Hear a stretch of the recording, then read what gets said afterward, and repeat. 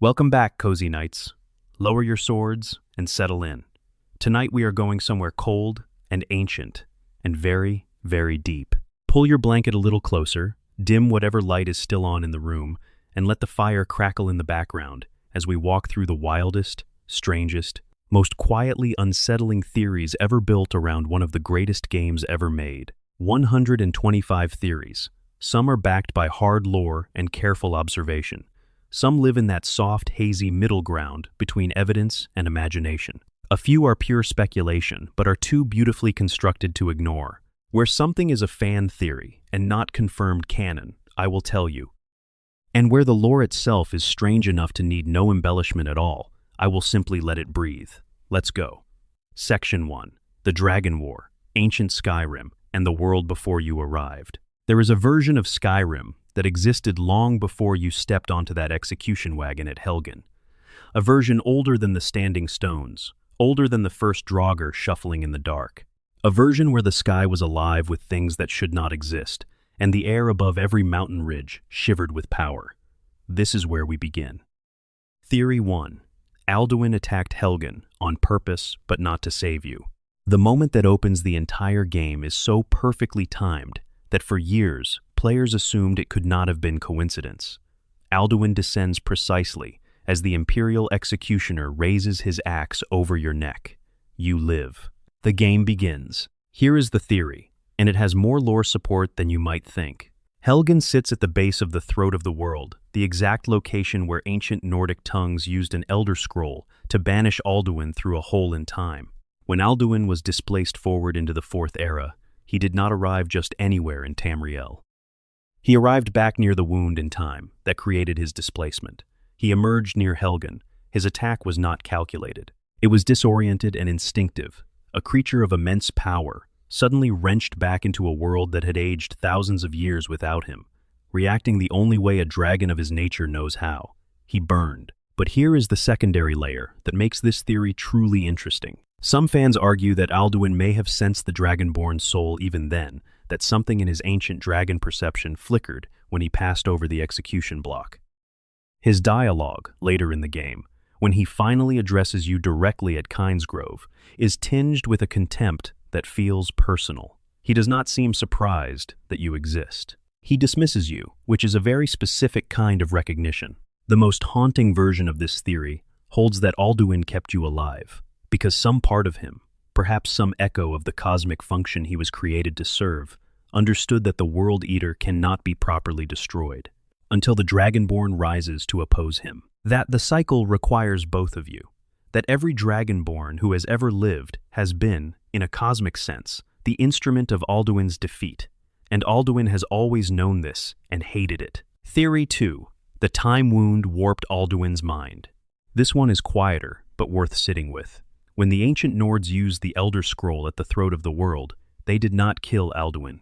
They pushed him forward through time, past the era that wanted him dead, into a future they hoped could handle him. What no one fully considered is what that does to a being whose fundamental nature is tied to time itself. Alduin is the firstborn of Akatosh, the dragon god of time. He was shaped by time.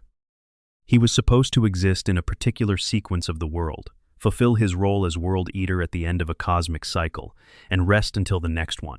Being torn from his moment and deposited thousands of years into a future he was never meant to see, that is not just displacement. That is a kind of injury. The theory goes that Alduin returned damaged. That his famous arrogance during the events of Skyrim is not simply the nature of a powerful dragon, but the behavior of something slightly unhinged. He is aggressive too quickly. He resurrects dragons carelessly, almost hungrily. He gorges himself on souls in Sovngarde before he has fully consolidated his power on the mortal plane. A more rational Alduin would have been patient. The Alduin you encounter acts like something running on a wound-tight spring that has been compressed for far too long. Theory 3. The snow whale bones in Kagranzel were placed there, intentionally. Deep in the Dwemer ruin of Kagranzel, if you are unlucky enough or curious enough to step into the trap that sends you plummeting down through the stone, you fall past something that does not belong. Enormous bones, ribs of something so massive it makes a mammoth look like a household pet, embedded in the cavern walls as though they have always been there.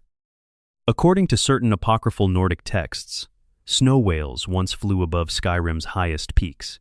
These were massive, whale-like creatures that sang in magical tones and whose sound itself was a kind of power. The theory connecting them to Cagrenzel is that the Dwemer did not simply find these bones and build around them. They went and got them. They hunted snow whales or lured them, or trapped them specifically, because the sonic properties of creatures that used sound as a fundamental biological tool were useful for the Dwemer's experiments in tonal architecture. The rumbling that sometimes shakes Cagrenzel's foundations, the strange resonance in that deep chamber, that is the fan theory extension here. The suggestion that whatever the Dwemer did to those snow whales left a residual vibration in the stone, that the tonal experiments conducted there never fully stopped, that the sound is still running. Theory 4. Dragon burial mounds are not tombs, they are batteries. The circular mounds scattered across Skyrim where dragons are interred have always been explained as sites of worship. The dragon cult placed their masters in these mounds with the faith that Alduin would one day return and raise them. But there is a theory that takes this further. When Alduin resurrects a dragon at one of these mounds, he uses a thuum. He shouts at the bones, and the flesh returns. The theory proposes that the mounds themselves were engineered to be receptacles for this shout, that the careful preparation of the body, the specific construction of the mound, and the orientation of the burial site were all calculated to make the resurrection more efficient. Essentially, the dragon cult built amplifiers. They understood enough about tonal architecture, possibly from contact with the Dwemer, possibly from their own deep knowledge of the Thuum, to construct burial sites that would enhance Alduin's resurrection call when it finally came. This gives the Draugr who guard these mounds a second layer of purpose. They are not just guards. They are maintenance workers, in a sense. Their undead vigil keeps the mound intact, keeps the resonance unbroken. A disturbed mound might not respond to Alduin's shout. A well-maintained one would ring like a bell. Theory 5. The Dragon War was actually a slave rebellion. The standard account of the Dragon War presents it as mortals rising against tyranny, learning the voice, and overthrowing their dragon rulers. But when you strip away the heroic framing and look at the actual conditions under which humans lived during the Merethic era, the more accurate comparison is not revolution. It is a slave uprising. The dragon priests controlled what people ate, where they lived, who they could speak to, and how they understood the world. The entire conceptual framework of human society was built to serve draconic supremacy. When Paarthurnax taught the ancient Nords how to use the Thuum, he did not give them a weapon against a government. He gave enslaved people the ability to speak a language that had been withheld from them because granting them that language was the only thing that made them dangerous. The weight of this reframing lands differently when you consider that Paarthurnax is still alive in the Fourth Era. He is the last figure from that period who participated in both sides, the oppressor's hierarchy and the liberation. The Blades want him dead for his crimes, but his crimes were the crimes of a system, and his defection was what ended that system. The moral question the game poses through his existence is not whether he deserves punishment, but whether punishment serves any purpose when the thing being punished made the world you currently live in possible. Theory 6. Paarthurnax is running a very long con. And then there is the dark interpretation. One of the most circulated fan theories about Paarthurnax proposes that everything he has done since the Dragon War, the centuries of quiet meditation, the teaching of the Greybeards, the patient wait at the summit of the world is calculated, not sincere. The argument goes like this. Paarthurnax knows that Alduin always returns. He knows that when Alduin returns, he will need to be stopped. He knows that stopping Alduin requires a Dragonborn. And a Dragonborn who can stop Alduin needs to learn the Thuum to a level that requires guidance. So Paarthurnax positioned himself as the source of that guidance.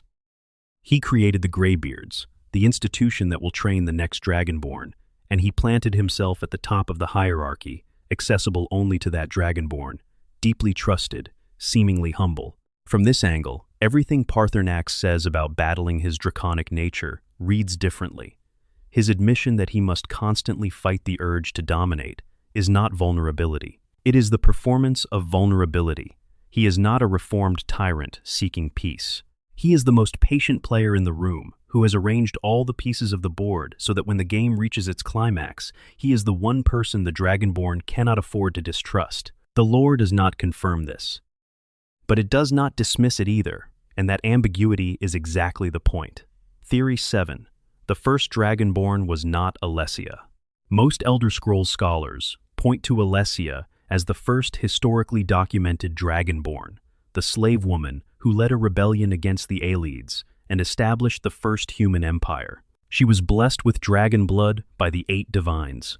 Her story is one of liberation and founding, but there is an older name, Mirok, and the Dragonborn DLC tells you that Mirok was a dragon priest who discovered his dragonborn nature while serving the very cult that enslaved humanity. He predates Alessia. He predates the Dragon War in its final phase. He was there at the height of dragon power, and he used his gift against his masters before they had any reason to suspect that mortals could possess it. The theory here is not just that Mirok was first, that is essentially confirmed by the DLC. The deeper question is what that means for the divine narrative around Dragonborn.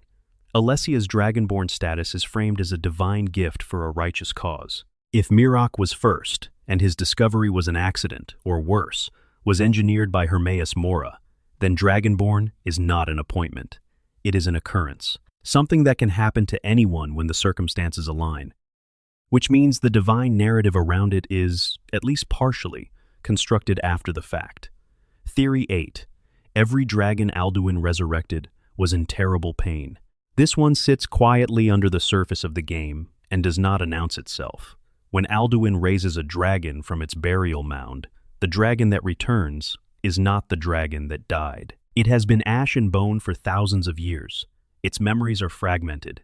Its sense of time is broken. The creature that rises is disoriented, enraged, and immediately under Alduin's influence in ways it may not fully understand or consent to. The theory goes that the resurrected dragons in Skyrim are not willing soldiers. They are conscripts. Some lore support exists in their dialogue. Certain dragons, when approached without combat, express confusion or deep weariness. Odaviing, once captured, cooperates with you almost gratefully. The theory extends this into a broader suggestion, that the dragons Alduin raised were suffering, and absorbing their souls is not destruction in any truly negative sense. You are not murdering them. You are ending something that should not still be walking around. Theory 9. Sovngarde is not the Nords' heaven, it is their prison. This one is unsettling in a very specific way. The conventional understanding is that Sovngarde is the Nordic paradise, a glorious hall where brave warriors spend eternity feasting and fighting in Shore's Hall. But consider the actual mechanics of what Sovngarde does to the souls who arrive there. They stay. They do not move on. They do not advance to some higher state of spiritual existence, or dissolve back into the dream of Nirn. They remain in the hall, with their memories, their personalities, their identities intact, forever, while the rest of the soul cycle continues around them. Nordic theology essentially captures its most heroic dead and holds them in amber. The theory proposes that Shor, who is the Nordic interpretation of Lorcan, the trickster god whose heart was torn from his body to create the mortal world, built Sovngarde not out of love for the Nords, but out of the same hunger for mortal energy that drove his original creation of Mundus. Sovngarde is a battery. The souls of great warriors, held in a specific state of passion and vitality, providing Shor with something he needs. What Alduin was doing by consuming souls there was not destroying them. He was draining the same energy that Shor had been quietly sipping for millennia. Theory 10. The dragon language predates the dragons themselves. The received wisdom is that the dragon language, Dovazul, is the native tongue of dragonkind, the language they were born speaking, the medium through which they shape reality. But a minority theory in the Elder Scrolls community pushes back on the directionality of that. What if Dovazul is not the dragon's language? What if it is the language of reality itself, and dragons simply happen to be built in alignment with it? The Thuum functions because words in Dovazul are actualities, not representations. When you shout, fuss, the force does not come from you. It comes from the word. The word reaches into the fabric of existence and pulls out the thing it names. If that is true, then the first dragons did not create their language. They were shaped to be capable of speaking something that already existed, which means there might be words in Dovazul that no dragon has ever discovered. Whole registers of the language, whole categories of actualization that remain undiscovered because no being capable of speaking them has ever thought to look. The Thuum the Dragonborn learns represents a tiny fraction of what the language might contain. The theory ends there, quietly, with the implication that the most powerful force in the world is mostly a library no one has finished reading. Drop a comment right now and tell me where you are and what time it is. I love knowing who is out there listening. And if this kind of deep dive is your thing, subscribing means you will never miss the next one. Secession 2. The Dwemer Vanishing and the Mystery of Tonal Architecture. Of all the unsolved questions in Elder Scrolls lore, the Dwemer disappearance is the one that has occupied the community the longest. These were the most technologically advanced people Tamriel has ever produced. They built machines that still run thousands of years after their makers vanished. Their ruins are not ruins in any conventional sense. They are facilities, still operational, still patrolling, still maintaining. And then, at a single moment in the First Era, every Dwemer alive simultaneously ceased to exist. Not just in Skyrim, not just in Morrowind. Every Dwemer on the continent, gone in the blink of an eye. Theory 11. The Dwemer became the skin of Numidium. The most prominent theory, which has more official lore support than a pure fan theory should, is that when Kagrenax struck the heart of Lorkhan with his tools at the Battle of Red Mountain, the Dwemer were not killed. They were transformed into something else. Specifically, they were absorbed into Numidium, the mechanical god that Kagrenax had been building. The logic is that Kagrenax's plan was to connect the entire Dwemer race to Numidium through the power of Lorkhan's heart, elevating his people to divinity. What he got instead was his people dissolved into raw material, becoming the chassis of the god he was trying to create. The implications are genuinely staggering. If this theory is correct, Numidium, which appears later in Elder Scrolls history and causes devastating temporal paradoxes when it is eventually activated, is quite literally made of people. The brass god is a monument to failed transcendence. And every time it walks, it moves on legs that are composed of an entire civilization. Theory 12. Yagrum Bargon knows what happened and is not telling. The only surviving Dwemer is a man named Yagrum Bargon, encountered in Morrowind. He was outside the known world when the disappearance happened in an outer realm and returned to find himself alone. He has had hundreds of years to think about what happened to his people, and he sits with this knowledge in a quiet, deteriorating way that suggests he may understand more than he shares. The theory is that Yagrum knows the truth of the disappearance and has chosen silence, either because telling the truth would be dangerous or because the truth is a kind of knowledge that destroys the person who carries it.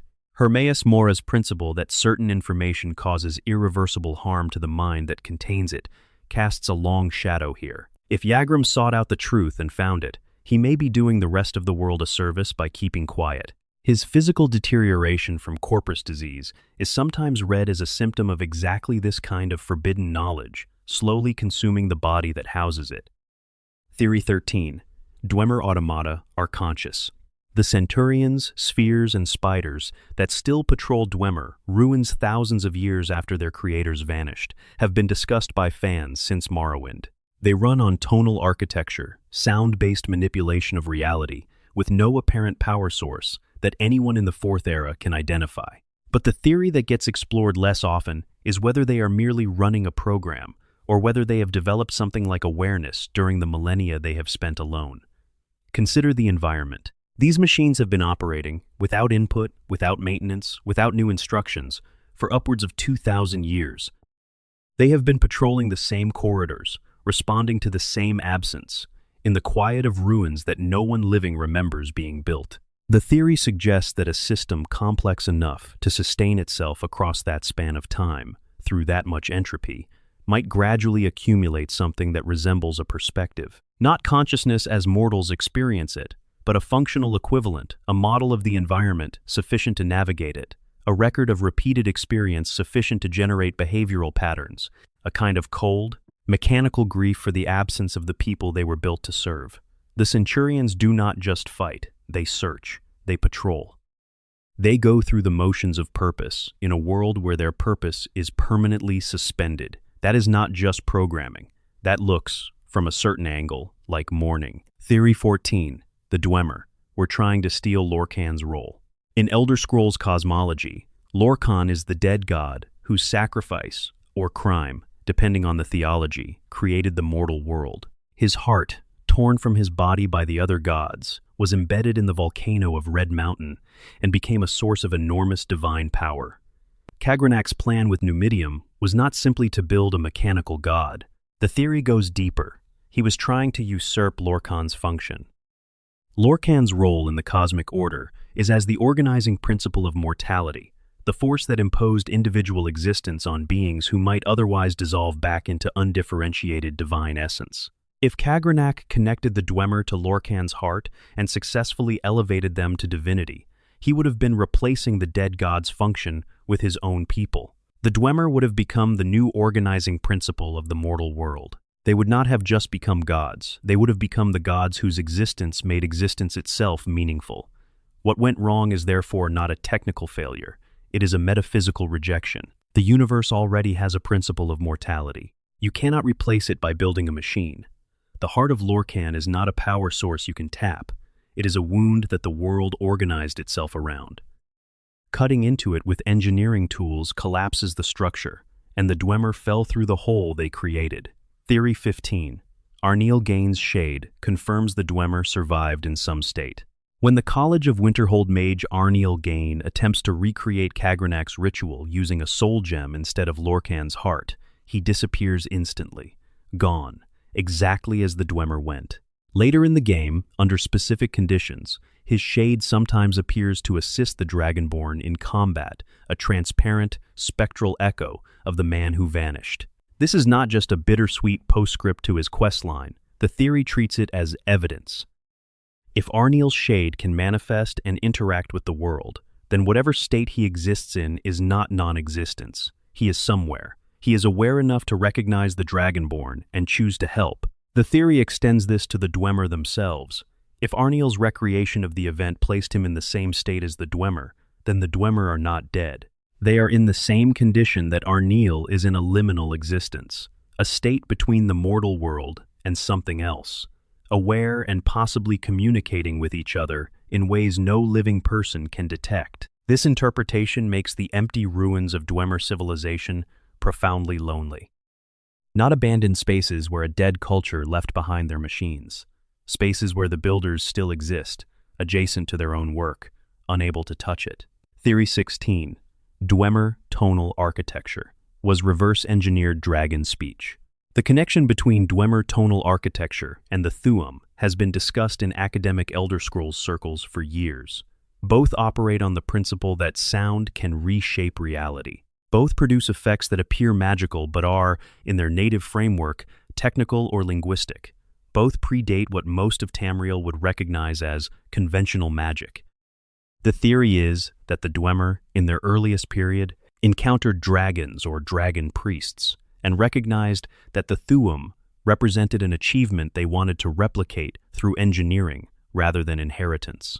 A being is born dragonborn and can speak reality into shape. The Dwemer, who believed that anything supernatural was simply natural phenomena not yet understood, decided that if you could achieve this through divine gift, you should be able to achieve the same result through sufficiently precise calculation. Tonal architecture is therefore the Dwemer's reverse-engineered version of the dragon language. Not as elegant, not as innate, but potentially more versatile, because it could be built into objects and structures rather than residing only in a living voice. The theory closes with a question that cannot be answered. If the Dwemer had succeeded in their final experiment with Numidium, would they have achieved something equivalent to, or greater than, what a Dragonborn can do with the full potential of the Thuum? Theory 17. Blackreach was settled before the Dwemer arrived. Blackreach, the enormous underground city beneath Skyrim's mountains, is regularly presented as a Dwemer achievement. But careful reading of scattered lore suggests that the Dwemer did not create Blackreach. They moved into it. The space was already there, already inhabited when they arrived. According to lore fragments accessible through the Elder Scrolls Online and certain books in Skyrim itself, The earliest inhabitants of Blackreach in the Merethic era were vampire clans. These ancient vampires established a kingdom in the underground, long before the Dwemer came.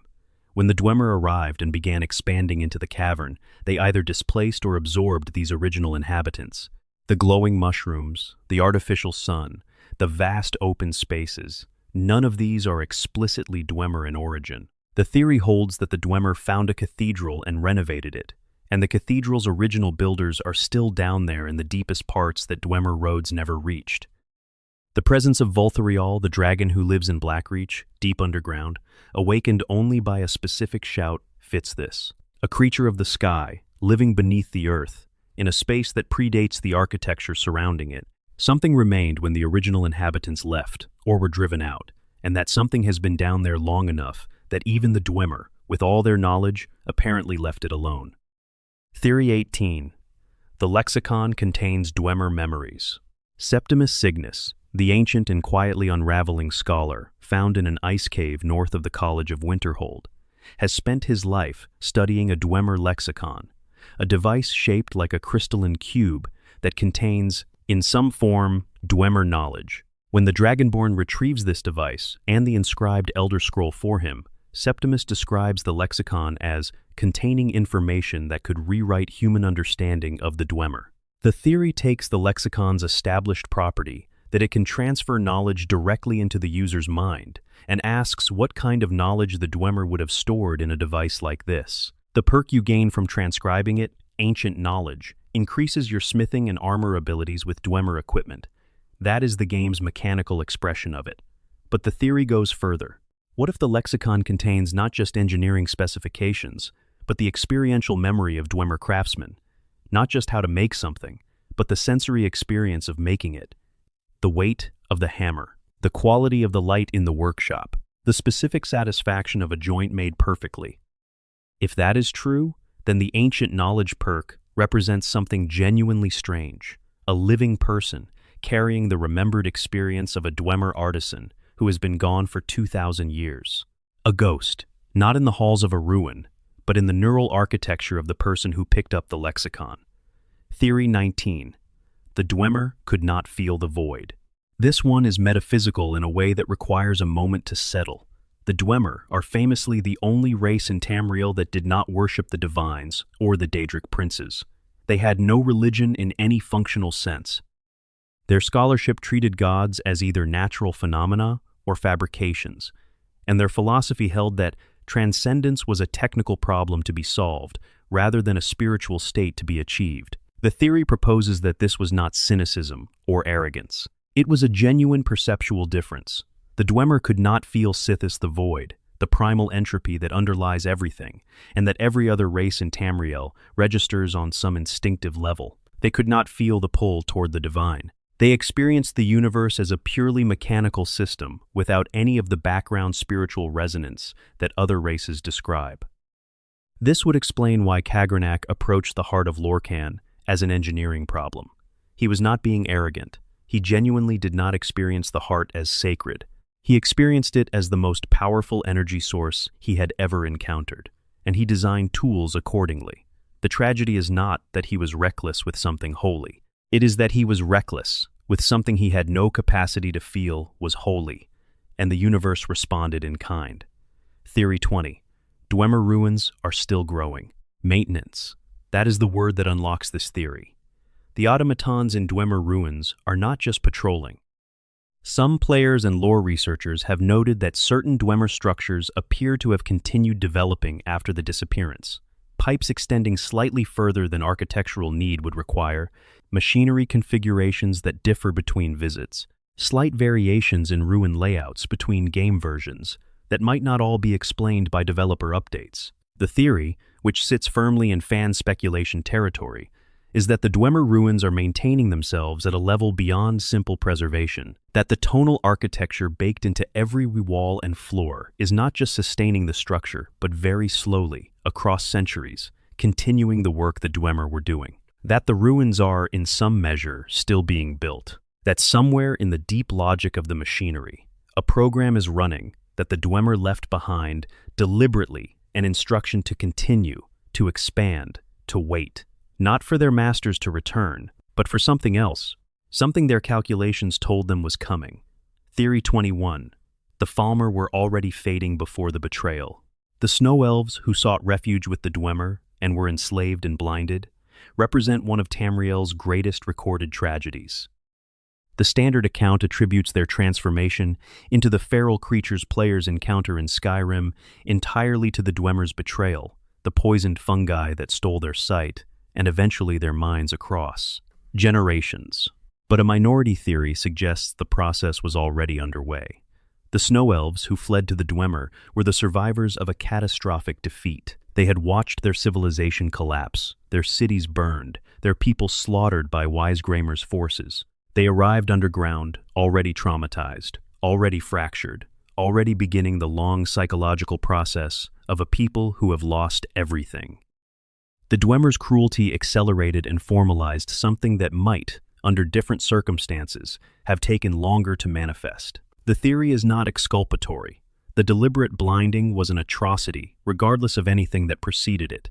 But it adds texture to the story of Knight Paladin Gelibor, the Snow Elf encountered in the Dawnguard DLC, who has maintained his mind and his grace across thousands of years of solitude. He is not an exception to his species because of some personal virtue. He is what the Snow Elves would have remained if someone had given them dignity instead of chains. Theory 22. The heart of Lorkhan is still beating. In the Tribunal DLC for Morrowind, the heart of Lorkhan is ultimately destroyed, or appears to be. The theory, which runs through multiple Elder Scrolls games and touches Skyrim in its more cosmic implications, is that the heart cannot actually be destroyed.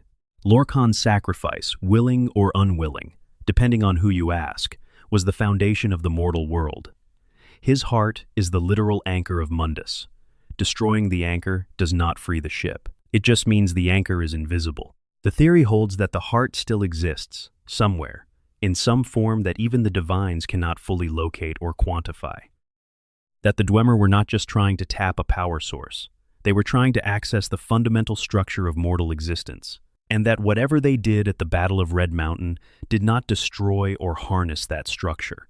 It disturbed it. The tremors of that disturbance, the collapse of the Dwemer, the corruption of the Tribunal, the return of Alduin in the Fourth Era are all downstream effects of a wound opened in the architecture of the world that has never entirely closed. Section 3. The Dark Brotherhood, the Thieves Guild, and the Companions.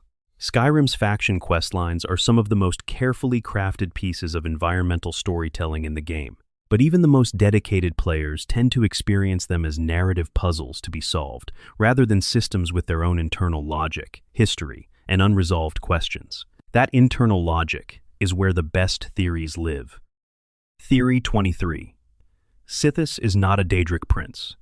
Sithis is something older. The Dark Brotherhood's theology presents Sithis as the void itself, the primal nothing that existed before creation, the entropy that must inevitably reclaim everything. Most players, on first encounter, assume Sithis is just another Daedric prince with a particularly dramatic aesthetic. But the lore explicitly separates Sithis from the Daedric princes, and the implications of that separation are significant. Daedric princes exist within the frame of creation. They are beings of oblivion, which is itself a product of the world-making event. Sithis precedes that event. Sithis is, in the cosmological vocabulary of Elder Scrolls, the absence that the gods pushed against when they created existence. Every Daedric prince, every divine, every dragon, every mortal, all of them exist because something organized itself against the void. Sithis is what they organized against. This makes the Dark Brotherhood's theology genuinely radical. They do not worship a god who exists within creation. They worship the force that creation had to overcome to exist at all. Every contract they fulfill is, in their interpretation, a small concession to the fundamental truth that nothing is permanent. They are not murderers in the service of a dark god. They are priests of impermanence. Theory 24. Cicero's madness preserved the Brotherhood. Cicero is easy to dismiss. His gestures motley, his erratic behavior, his absolute devotion to the Night Mother and her corpse players either find him endearing or maddening, and the game offers you the chance to kill him. But the theory treats his madness not as a character flaw, but as a survival mechanism. Consider what Cicero went through. He served in the Cyrodiil Brotherhood while it collapsed around him, watching members die or leave one by one until he was alone. He then became the sole guardian of the Night Mother's physical remains, a mummified corpse that he was expected to transport, maintain, and treat as the sacred center of a religion that now had no other practitioners. He did this for years, a decade or more, alone. The psychological pressure of that experience on a person who retained full sanity would have been the end of their ability to function. Cicero's descent into the jester's mask, into the manic energy and the singing and the talking to a corpse, as though it were the most natural thing in the world. This is a person whose mind made a necessary adaptation. He became too strange to be sad, too theatrical to feel the full weight of what he was carrying. His madness is a shield, and it worked. He kept the Night Mother's remains intact, found the Skyrim Brotherhood, and delivered her to people who could use her. His mission succeeded. The strategy that was his disintegration was also his salvation. Theory 25. The Night Mother's corpse is not what it claims to be. The physical body in the coffin that Cicero transports is, by all evidence, the preserved corpse of a woman who murdered her 5 children and became Sithis' bride. She communicates through a medium called the listener. But the theory asks a pointed question: how would anyone verify that? The Night Mother's identity rests entirely on her own testimony, delivered through the listener. There is no external record that can confirm she is who she says she is. The theory proposes that the being communicating through the Night Mother's body is not the original Night Mother at all, that sometime in the past, Sithis' bride died in the conventional sense, and something else moved in, something that found the corpse useful, something that wanted the Dark Brotherhood's services and found the Brotherhood's theology to be a convenient framework for directing them. The theory does not specify what that something is. A Daedric prince seems too obvious, too crude. The more interesting versions suggest it might be an echo, a lingering consciousness without a clear origin, shaped over centuries by the Brotherhood's own beliefs into something that now genuinely believes it is the Night Mother, regardless of what it started as. Theory 26. Maven Blackbriar has done a deal with a Daedric prince. Maven Blackbriar is, by the game's own admission, the most powerful person in Riften. She controls the Thieves Guild, has leverage over the Dark Brotherhood, runs a business empire that employs most of the city, and can have people killed with a word. If the Imperials win the Civil War, she becomes the Jarl, adding official authority to what was already de facto control. What the theory asks is how a person accumulates this much power in a single lifetime without supernatural assistance. The evidence is circumstantial but persistent. Her demeanor is not just confident, it is the specific kind of confidence that comes from knowing the future in advance. She is never wrong, she is never surprised. Her predictions about the Thieves Guild's trajectory, about political outcomes, about the behavior of people she has not met, are always correct. The theory points to Nocturnal, the Daedric Prince of Night, and Luck, who is the Thieves Guild's patron deity, as the most likely source of Maven's uncanny advantage. Not because Maven is a pious worshipper of Nocturnal, but because Nocturnal's patronage can take the form of simply knowing which way things will fall. If Maven made a deal at some point in her past, trading something irreplaceable for certainty, then her entire career becomes a demonstration of what perfectly informed decision-making looks like. She does not just have good instincts, she has answers. Theory 27. The Skeleton Key is the source of the Thieves Guild's luck. The Skeleton Key, Nocturnal's artifact, can open any lock. Every lock. Physical, metaphorical, conceptual. It is, in Nocturnal's own theology, a key to potential, to the idea that any closed thing can be opened. When Mercer Frey stole it and the guild began to decline, the loss was usually attributed to the removal of Nocturnal's favor, in some abstract sense. But the theory makes this more specific. The Skeleton Key does not just provide luck. It actively opens paths that would otherwise remain closed. Professional opportunities, social connections, moments of fortune that a person without the key simply does not encounter. Mercer did not just take the key for personal gain. He took it knowing exactly what it would do to the guild, because a weakened guild served his purposes.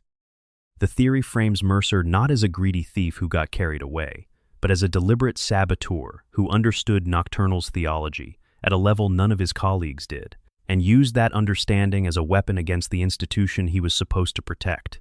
Theory 28. The Companions were founded as a genocide force. The Companions are framed throughout Skyrim as an ancient and honorable institution, the oldest warrior organization in Tamriel, predating written history, bound by oaths that go back to the dawn of Nordic civilization. And all of that is true, but there is a part of their founding story that the game allows players to miss. Ysgramr did not bring his 500 companions to Skyrim to establish civilization. He brought them to kill snow elves. The Night of Tears, the massacre at Sarthal, was the provocation, and Ysgramor's response was a campaign of extermination that he organized, funded, and prosecuted with total commitment. The Companions, at their founding, were a killing force specifically assembled for the purpose of eliminating an entire people.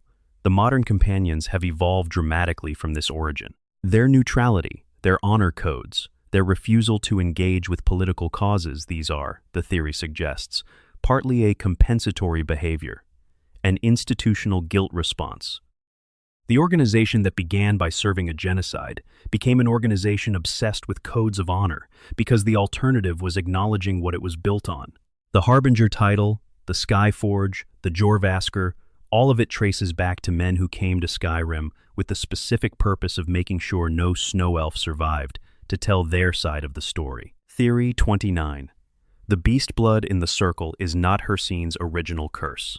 The werewolf condition affecting the inner circle of the Companions, the beast blood passed through a ritual involving Hircine's haunt, and the blood of a werewolf elder is presented as a great and terrible gift. Combat effectiveness at the cost of entry to Sovngarde.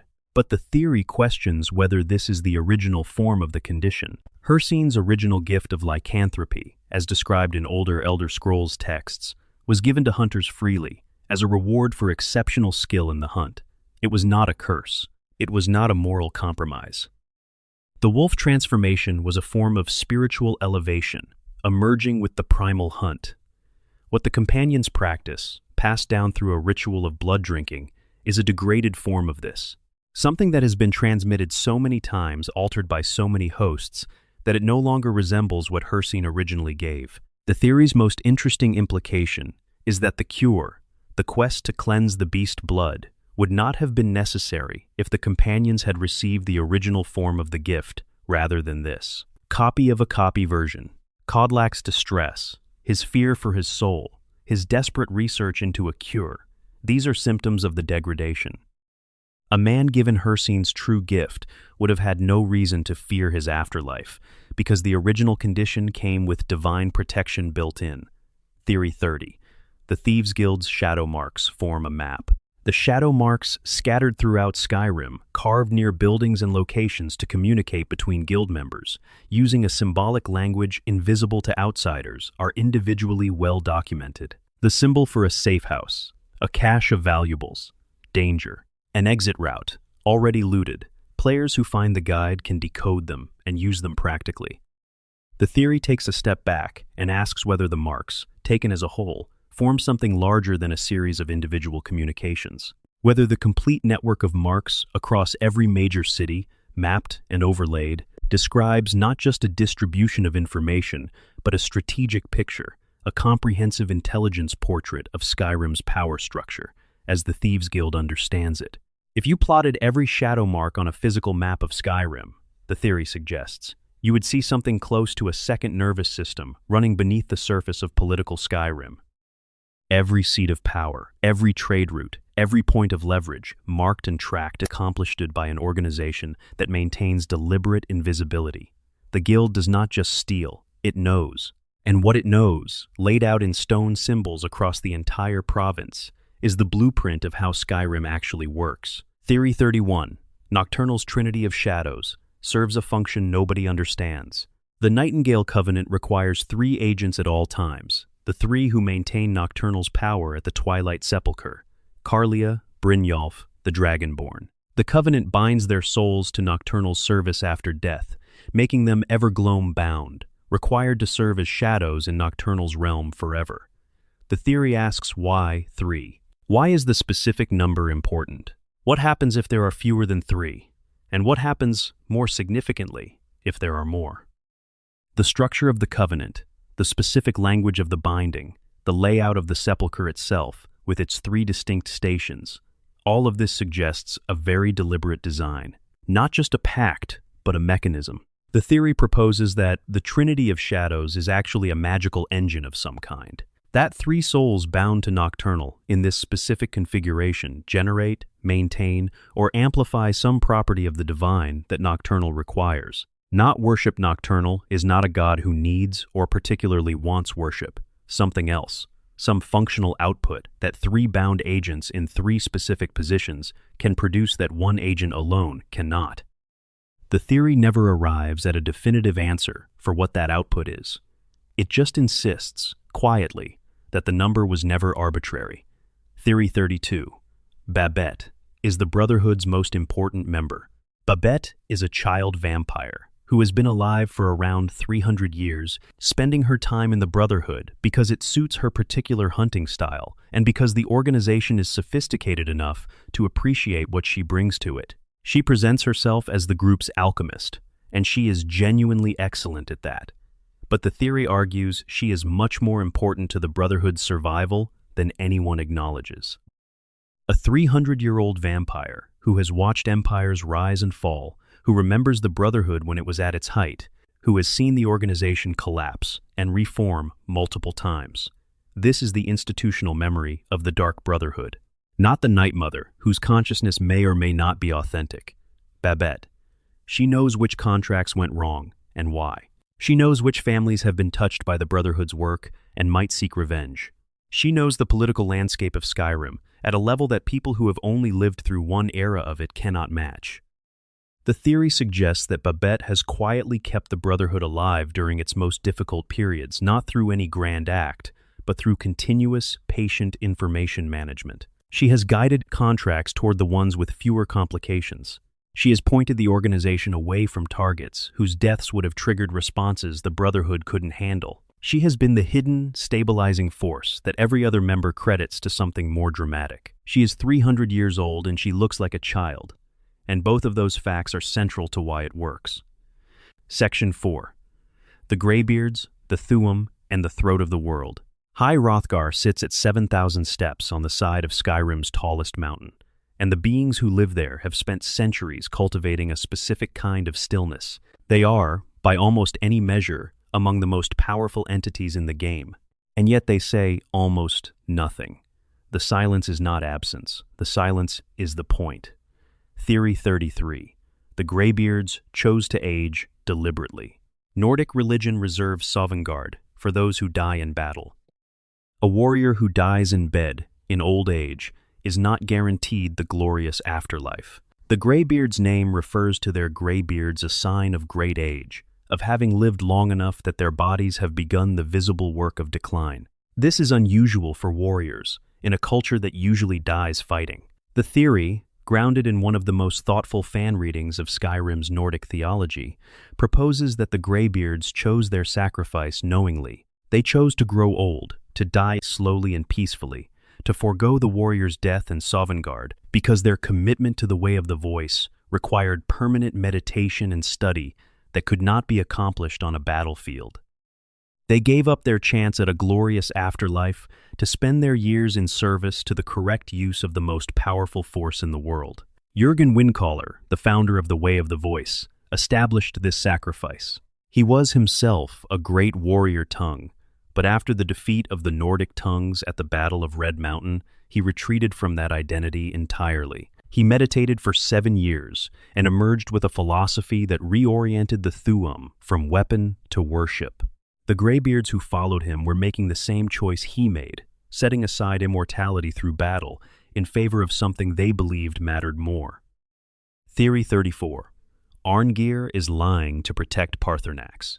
Master Arngeir is the Greybeard who speaks most frequently to the Dragonborn, and he does so because the others' voices are too dangerous for casual conversation. He is careful, guarded, and often gives answers that feel slightly sideways from the questions he was asked. The theory pays close attention to those sideways moments. When the Blades demand Paarthurnax's death, Arngir's reaction is one of the most emotionally unguarded moments in his characterization. He is visibly upset, more upset than a philosophical commitment to nonviolence would fully explain. The theory argues that Arngir's attachment to Paarthurnax is not just institutional loyalty, but something more personal, that the Greybeards understand Paarthurnax's situation at a level they cannot share with the Dragonborn, and that Arngir's occasional misdirections are a deliberate strategy to keep the Dragonborn from fully understanding the stakes around their ancient teacher. What Arngir might be hiding, in the theory's most developed form, is knowledge of what happens if Paarthurnax is killed. Not the obvious political consequence, the Greybeards cutting contact with the Dragonborn, something more metaphysical. The theory suggests that Paarthurnax has some function at the throat of the world that goes beyond meditation, that his specific presence there, at the site of the time wound, is stabilizing something that would become unstable without him. Arngir knows this. He has known it for a very long time. He just cannot say it directly. Theory 5. The Thuum has uses nobody in Skyrim. Remembers. The shouts the Dragonborn learns throughout the game are almost exclusively combat-oriented. Unrelenting force, fire breath, ice form, whirlwind sprint. Even the more situational ones become ethereal. Slow time are framed in terms of tactical advantage. The Way of the Voice teaches that the Thuum is a gift meant for worship and contemplation, but the game mostly shows it being used to knock people off cliffs. The theory points to lore that describes the Thuum in its pre-Greybeard history as something woven into daily Nordic life. Ancient Nords used shouts for construction, to shape stone, and move objects too large to move by hand. For agriculture, to accelerate crop growth, or call rain. For healing, specific words in the dragon language that corresponded to restoration and growth. For art compositions in Dovazul that were experienced as physical reality, performances that the audience did not just hear, but felt. The reduction of the Thuum to combat applications, the theory argues, was not just a cultural shift, but a genuine loss of knowledge. When the Greybeards established their philosophy, they created a framework that treated most uses of the Thuum as inappropriate, not because those uses were harmful, but because the framework's primary concern was preventing the voice from being used as a weapon. In doing so, they accidentally suppressed everything else. The peaceful applications were casualties of a doctrine designed to stop warfare, and by the Fourth Era, the only people who know the shouts for construction or healing or art are the Greybeards themselves, and they do not use them, because using them would violate their vow of silence. Theory 36.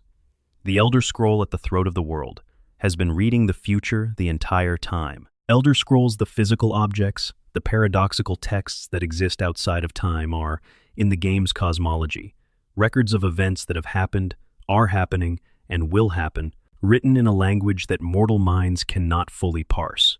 Reading one directly risks blindness or madness.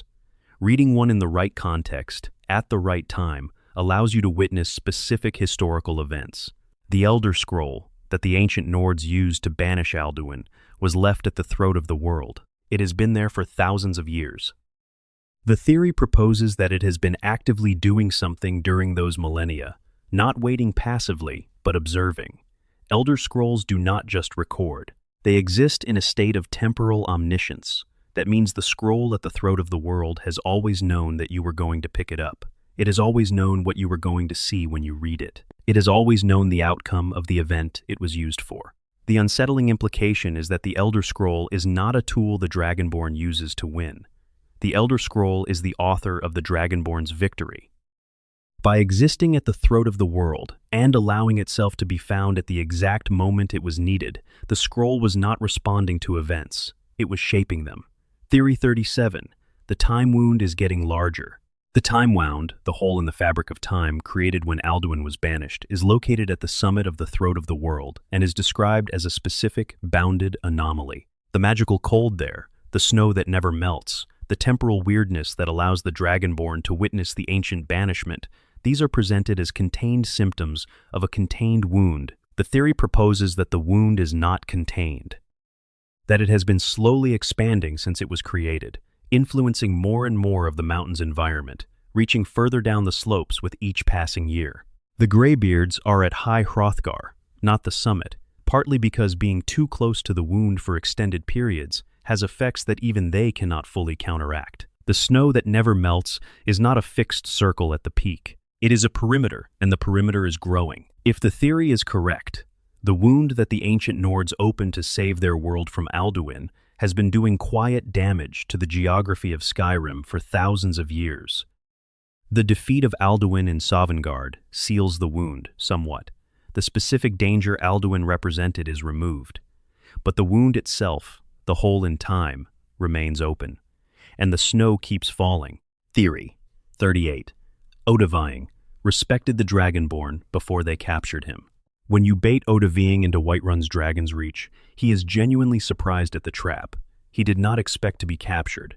But what is interesting is what he does next. He does not fight. He does not seem particularly embarrassed. He cooperates with something close to equanimity, and his dialogue during the conversation that follows suggests a creature who has assessed the situation and found it, on balance, acceptable. The theory is that Odahviing knew, at some level, that the Dragonborn's cause was one he could serve without shame. That the capture was not a defeat, but a formalization of a position he had already been moving toward. Dragon theology holds that strength earns dominion, and a Dragonborn who could bait and capture a dragon, as formidable as Odahviing, had demonstrated sufficient strength that following them was not a concession. It was a logical recalibration. The further theory is that Odahviing knew Alduin's project was doomed before the Dragonborn ever appeared. That he had watched Alduin's increasingly erratic behavior, the hasty resurrections, the premature gorging in Sovngarde, and had already privately concluded that his master's plan was going to fail. The capture was, for Odahviing, a convenient opportunity to end up on the winning side without having to make the choice explicitly. Section 5. Daedric Princes and Their Hidden Games. The 16 Daedric princes who command the various realms of Oblivion are not, as they are sometimes portrayed, simply evil gods with dramatic aesthetics. They are cosmic entities of enormous age and sophistication, each of whom pursues goals that mortal minds can only partially comprehend. Their interventions in Skyrim are subtle, far-reaching, and often misunderstood by the mortals they involve. Theory 39. Hermaeus Mora is the most dangerous being in the game. The Prince of Knowledge and Fate has a realm composed entirely of forbidden texts, presides over information that destroys the minds of those who access it, and has been quietly collecting souls and secrets since before the current cycle of history. In a game full of ostensibly terrifying entities, Alduin, the Volkihar vampire clan, the Forsworn, the Dragon Priests, Hermaeus Mora barely seems threatening during his appearances in the game. This is the theory. His apparent mildness is the threat. Every other powerful being in the game wants something you can fight against or run from.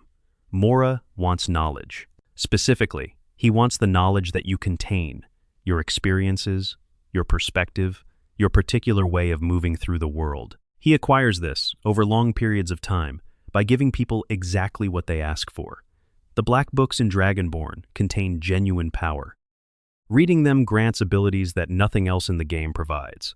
The cost is that you have given Mora access to your mind, at least briefly, and he is a being who can extract everything worth knowing from a single moment of contact. The theory argues that the end of Dragonborn, where Mora kills Miraak and absorbs his millennia of accumulated knowledge, then implies that the Dragonborn will serve him eventually too, is not a threat. It is a statement of current fact. Mora has been reading the Dragonborn since the first Black Book was opened. He already knows everything he wanted to know. The endgame of the DLC is just him letting you know that he knows. Theory 40. Meridia was never fully expelled from Aetherius. The Daedric Prince of Light and Life occupies a unique position in Elder Scrolls cosmology. She was originally one of the Magna Gae, the spirits who, during the creation of Mundus, fled back through the fabric of reality to Aetherius, because remaining in the mortal world was draining their divine power too quickly. But Meridia, unlike her companions, became fascinated by the mortals she was leaving behind. The theory is that her expulsion from Aetherius, the event that made her technically Daedric, was not clean, that she left part of herself behind in the divine realm when she was cast out, and that this remnant connection is why she is the way she is, more invested in mortals than any other Daedric prince, more hateful of undeath, because undeath is a perversion of the mortal existence she chose to remain connected to. If Meridia's light literally carries a trace of Aetherius, the pure, divine energy of the realm the other gods retreated to, then Dawnbreaker is not just an anti-undead weapon. It is an object that channels the original creation light of the divine realm, and that is why undead specifically cannot survive contact with it. They are antithetical to what it is made of. Theory 41. Sheogorath is not fully comfortable in his role. The hero of Kvatch, who mantled Sheogorath at the end of Oblivion's Shivering Isles expansion, is the Sheogorath you meet in Skyrim. The process of mantling of so perfectly imitating an entity that reality cannot distinguish between the original and the copy is considered one of the most profound forms of transformation in Elder Scrolls lore. But the theory examines what it actually feels like from the inside. When you mantle something, you become it. You do not replace it. Your previous identity is not preserved in amber, while the new identity runs on top. The original self is fully subsumed. And yet, at the edges of Sheogorath's dialogue in Skyrim, there are these odd moments of coherence references to past events that no Daedric Prince of Madness should remember so clearly, an organizational clarity to his ramblings that feels more like performance than genuine chaos. The theory holds that the mantling of Sheogorath was not quite complete, that the mortal soul underneath is still exerting enough pressure on the divine entity. It became that certain human qualities leak through nostalgia, specific memories, a tendency toward comedy rather than pure destruction. This Sheogorath is less mad than the original because the madness is not fully native to him. He learned it, he performs it extremely well, but there is someone underneath the performance who still, somewhere, remembers Kvatch. Theory 42. Namira's feast is how Skyrim handles its dead. Namira, the Daedric Prince of Darkness and Revulsion, rewards her followers with the ability to eat the flesh of the dead for health regeneration. Her questline in Skyrim involves a secret cannibal cult meeting in the Hall of the Dead in Markarth. The whole setup is designed to be maximally disturbing, and the game presents it as one of the darker moral choices available. The theory takes a step back from the horror framing and asks a practical question. What does Skyrim actually do with its dead? The game has many more deaths than it has funerals. Battles leave bodies. Bandits die in dungeons. Travelers are killed on roads. The Hall of the Dead in each city cannot possibly handle the volume of mortality that a province in active civil war and dragon resurgence produces. The theory suggests, darkly, that Namira's cult in Markarth is not an aberration. It is an adaptation. The cult has existed there for years, apparently with the tacit knowledge of at least some civic officials, because the city needs somewhere for the bodies to go, and the cult provides that function. The sacred disgusts of Namira, her domain over consumption, and the transgressive act of cannibalism are in this reading a form of ecological sanitation. The Prince of Revulsion has made herself useful to a city that simply has more dead than it can afford to bury. Theory 43. Clavicus Vile's Ruin Axe is a test, not a consolation prize. When completing Clavicus Vile's questline, you are presented with a choice. Take the Rueful Axe, a powerful but ultimately non-Daedric weapon, or return the axe and receive the Mask of Clavicus Vile. The Rueful Axe does not count toward the Daedric artifact achievement. Most players consider it the wrong choice, but the theory reframes this. Clavicus Vile is the Daedric Prince of wishes and deals, and crucially, of the loopholes within wishes. His entire personality is defined by finding the way in which what you asked for is technically fulfilled while being nothing like what you wanted. The Rueful Axe is not a consolation prize. It is a demonstration of his sphere. The person who takes the axe gets what appears to be power, a large weapon, impressive damage values, associated lore. What they do not get is the genuine artifact. They got exactly what they thought they were negotiating for, which is the hallmark of a Clavicus Vile bargain. The player who takes the mask demonstrated that they understood the deal they were actually being offered, rather than the deal that appeared to be available. Vile respects this. The mask is his acknowledgement that this particular mortal understood the game. Theory 44. Azura watches every Dunmer. The curse of the Dunmer, their gray skin, their red eyes, was placed on the entire Chimer race, when their leaders murdered Nerevar and stole divine power from Lorkhan's heart. Azura transformed them as punishment, and every Dunmer born since carries the visual evidence of crimes committed before they existed. The theory extends the curse's function beyond aesthetics. Every Dunmer, in every corner of Tamriel, carries Azura's mark on their body, a mark that she placed, a mark that she maintains. The question is whether that maintenance requires any ongoing attention, any continued observation of the people bearing the mark, or whether it is a set-and-forget piece of divine engineering. The theory holds that it is the former, that the curse is a form of surveillance, that Azura has, whether she exercises this ability consistently or not, a connection to every Dunmer alive that allows her to perceive what they perceive. This does not require her to be watching constantly. The idea is not that Azura is some omnipresent voyeur. It is that every Dunmer carries a thread that connects them to her realm, and the thread can be followed. This is why Dunmer, who find favor with Azura, seem to receive her attention so specifically.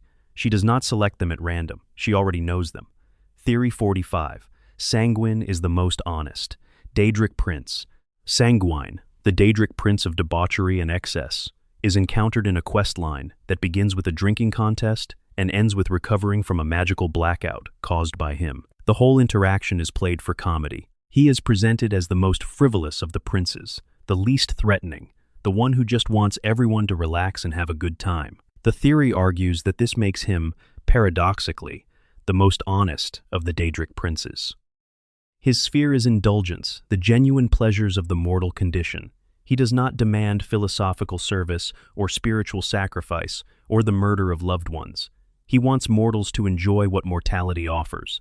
His deals are straightforward. His gifts are functional. His realm is supposedly the nicest in all of Oblivion, compared to Hermaeus Mora collecting your soul through intellectual seduction, or Molag Bal, whose entire existence is about domination and violation, or Boethia, who literally requires you to betray and murder your own follower for her entertainment.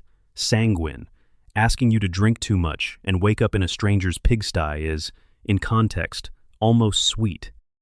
The theory's conclusion is that mortals fear Sanguine least, and should fear Mora and Boethia most, and the fact that this priority is usually reversed tells you something about how we, as mortals, evaluate risk. Theory 46. The Daedric princes need mortals more than mortals need them. This is the theory that undercuts the entire framework of Daedric prince worship. The princes' realms of Oblivion are stable, vast, and self-sustaining. They do not need worshippers in the way that the divines do. Their power does not fluctuate with mortal attention. They are ancient, they are powerful, and they are by any conventional measure doing fine without human intervention. So, why do they intervene? Why do they send artifacts into the mortal world? Why do they offer bargains? Why does Hermaeus Mora carefully cultivate mortal scholars when he has an infinite library to entertain himself with? The theory is that Oblivion is, for all its vastness, a closed system. The Daedric princes have explored every corner of their own realms. They have encountered every variation their specific sphere can generate. Mortal experience, the chaotic, unpredictable, fragile, creative chaos of beings who live finite lives and are therefore capable of urgency, desperation, and genuine surprise is the one thing their eternity cannot produce. The princes are not powerful beings who condescend to involve themselves with mortals. They are immortal entities who need mortal experience the way people need sleep. Without it, they would go mad from monotony, or madder, depending on which prince you ask. Theory 47. The Dwemer rejected the Daedra because of Molag Bal. The Dwemer's complete absence of Daedric worship is one of the most notable features of their culture. Every other race in Tamriel, in every era, has some form of Daedric engagement. The Dunmer built an entire society around specific princes. The Bretons have complex relationships with Oblivion. Even the Nords, who preferred the divines, acknowledged the Daedra. The theory focuses on Molag Bal, the prince of domination and enslavement, who created vampirism as an act of violation, and whose fundamental nature is the subjugation of all things to his will. The Dwemer were, above all else, a people who refused subjugation. Their philosophy, their engineering, their entire civilization was built around the premise that the universe's secrets could be extracted and the universe's power could be harnessed without submission to any higher authority. If any Dwemer thinker encountered Molag Bal's sphere, and given the Elder Scrolls lore about Oblivion's visibility to sufficiently advanced scholars, some Dwemer intellectual almost certainly did, the reaction would have been absolute rejection. Not of Molag Bal specifically, but of the entire Daedric model of power through relationship. The Daedra offer power in exchange for something. That exchange, regardless of what it requires, is a form of subjugation. And the Dwemer, who would not submit to gods they did not believe in, were certainly not going to submit to something as philosophically unsatisfying as a bargain. Section 6. NPCs with dark secrets and hidden backstories. Skyrim is full of people, standing in shops, wandering roads, arguing about the war in taverns.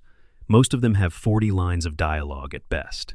But embedded in those 40 lines, in the objects in their homes, in the way they move, and who they avoid making eye contact with, are stories that the game never tells you directly.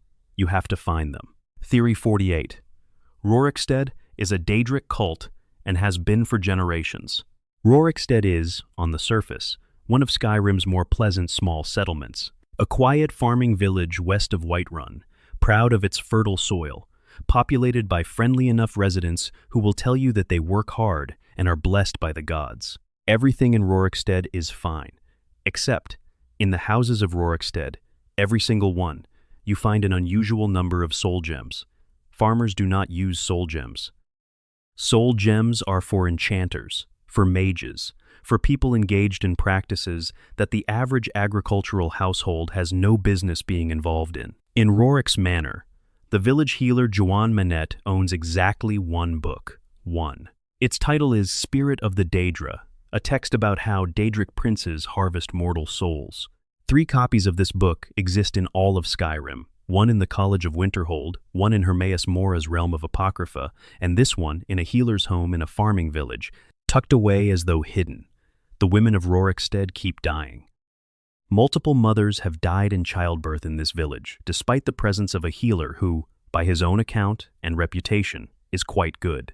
The village's agricultural prosperity is remarkable. The soil was reportedly poor when the settlement was founded, and then suddenly became extraordinary. When you ask villagers about the crops, they become defensive. They insist on hard work and good fortune. Juan insists there is no secret. The theory, built on these details by players who noticed all of them independently and compared notes, is that Rorikstead's prosperity is purchased with soul gems, with the soul energy of children who do not survive birth, and with whatever deal was struck, with whatever Daedric presence Juan's hidden book represents. Juan saved Rorik's life during the Great War using his healing magic. Rorik founded the village because Juan told him to. And whatever Juan is practicing in that village, he has been practicing it long enough that no one inside the settlement thinks anything of the soul gems anymore. Theory 49. Kodlak Whitemane knew the cure before the quest began. The harbinger of the companions, the respected leader who tasks the Dragonborn with finding a cure for the beast blood, presents himself throughout the companions' questline as a man in desperate search of something he cannot find on his own. His journals suggest a long, sad process of searching and partial discovery. The quest to cleanse the beast blood appears to require the Dragonborn's intervention.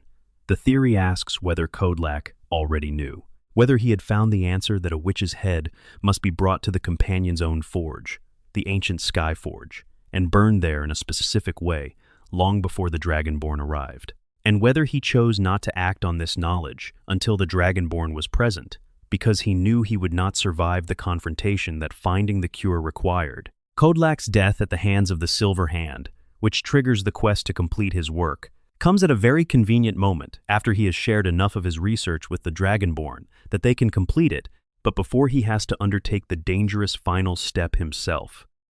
The theory does not accuse Kodlak of engineering his own death. It simply suggests that a man who had lived as long as he had, who was as wise as the game presents him, who had been tracking this problem for years, such a man may have understood more about the trajectory of events than he let on. Theory 50. Jarl Balgruf knows about the dragon return before Helgen. When the Dragonborn arrives in Whiterun and reports the dragon attack at the Western Watchtower, Jarl Balgruf's response is immediate and specific. He has already been briefed. He has advisors who understand the theological and historical significance of what is happening. His court wizard has information ready. For a Jarl who has been living through a civil war with more pressing concerns, Balgruf seems remarkably prepared for the news that dragons have returned. The theory is that Balgruf received intelligence about Alduin's return before Helgen. Through what channel is unclear, possibly Farengar, his wizard, who has been collecting information about Dragonstone and the Word Walls well before the main quest's events, possibly through the Companions, whose harbinger had already noted something strange in the dragon burial mounds. Balgruf knew something was coming. He had made arrangements, and the Dragonborn's arrival was not a surprise. It was a confirmation. This reading changes the first major conversation in Whiterun slightly. Balgruf's measured interest, his immediate willingness to commission the Dragonborn's help, his lack of the skepticism that most characters show, these are not the responses of a man encountering the idea of a Dragonborn for the first time. They are the responses of a man who has been waiting for exactly this person to walk through his doors. Theory 51. Farengar's secret fire is a Thalmor asset. The court wizard of Whiterun is charming in a bookish, slightly dismissive way. He treats the Dragonborn as a fetch quest resource and is clearly more interested in his research than in the war or the people fighting it. He is easy to overlook. The theory notices his name, Farengar's secret fire. In a province full of Nords with names like Balgruf the Greater and Irilith the Dunmer Housecarl, a man with the name Secret Fire is possibly deliberately flagging something about the information he keeps. More substantially, the theory tracks Farengar's research interests. He has been collecting information about dragons and dragon stones before the main quest begins. He is unusually well informed about Alduin's Wall and its location. He has access to Thalmor-adjacent scholarly networks. The theory proposes that Farengar has been quietly feeding information to the Thalmor about the dragon situation in Skyrim. Not out of ideological alignment, he does not seem to be a Thalmor sympathizer in any emotional sense, but because Farengar is a scholar whose primary interest is knowledge, and the Thalmor have resources and access to ancient texts that a court wizard in a provincial hold cannot match. He trades what he knows for access to what they know. The Thalmor, who want Skyrim destabilized, get intelligence about the dragon situation as a bonus. Neither party is entirely happy about it, but the arrangement persists. Theory 52. Heimskr was right, and everyone knows it.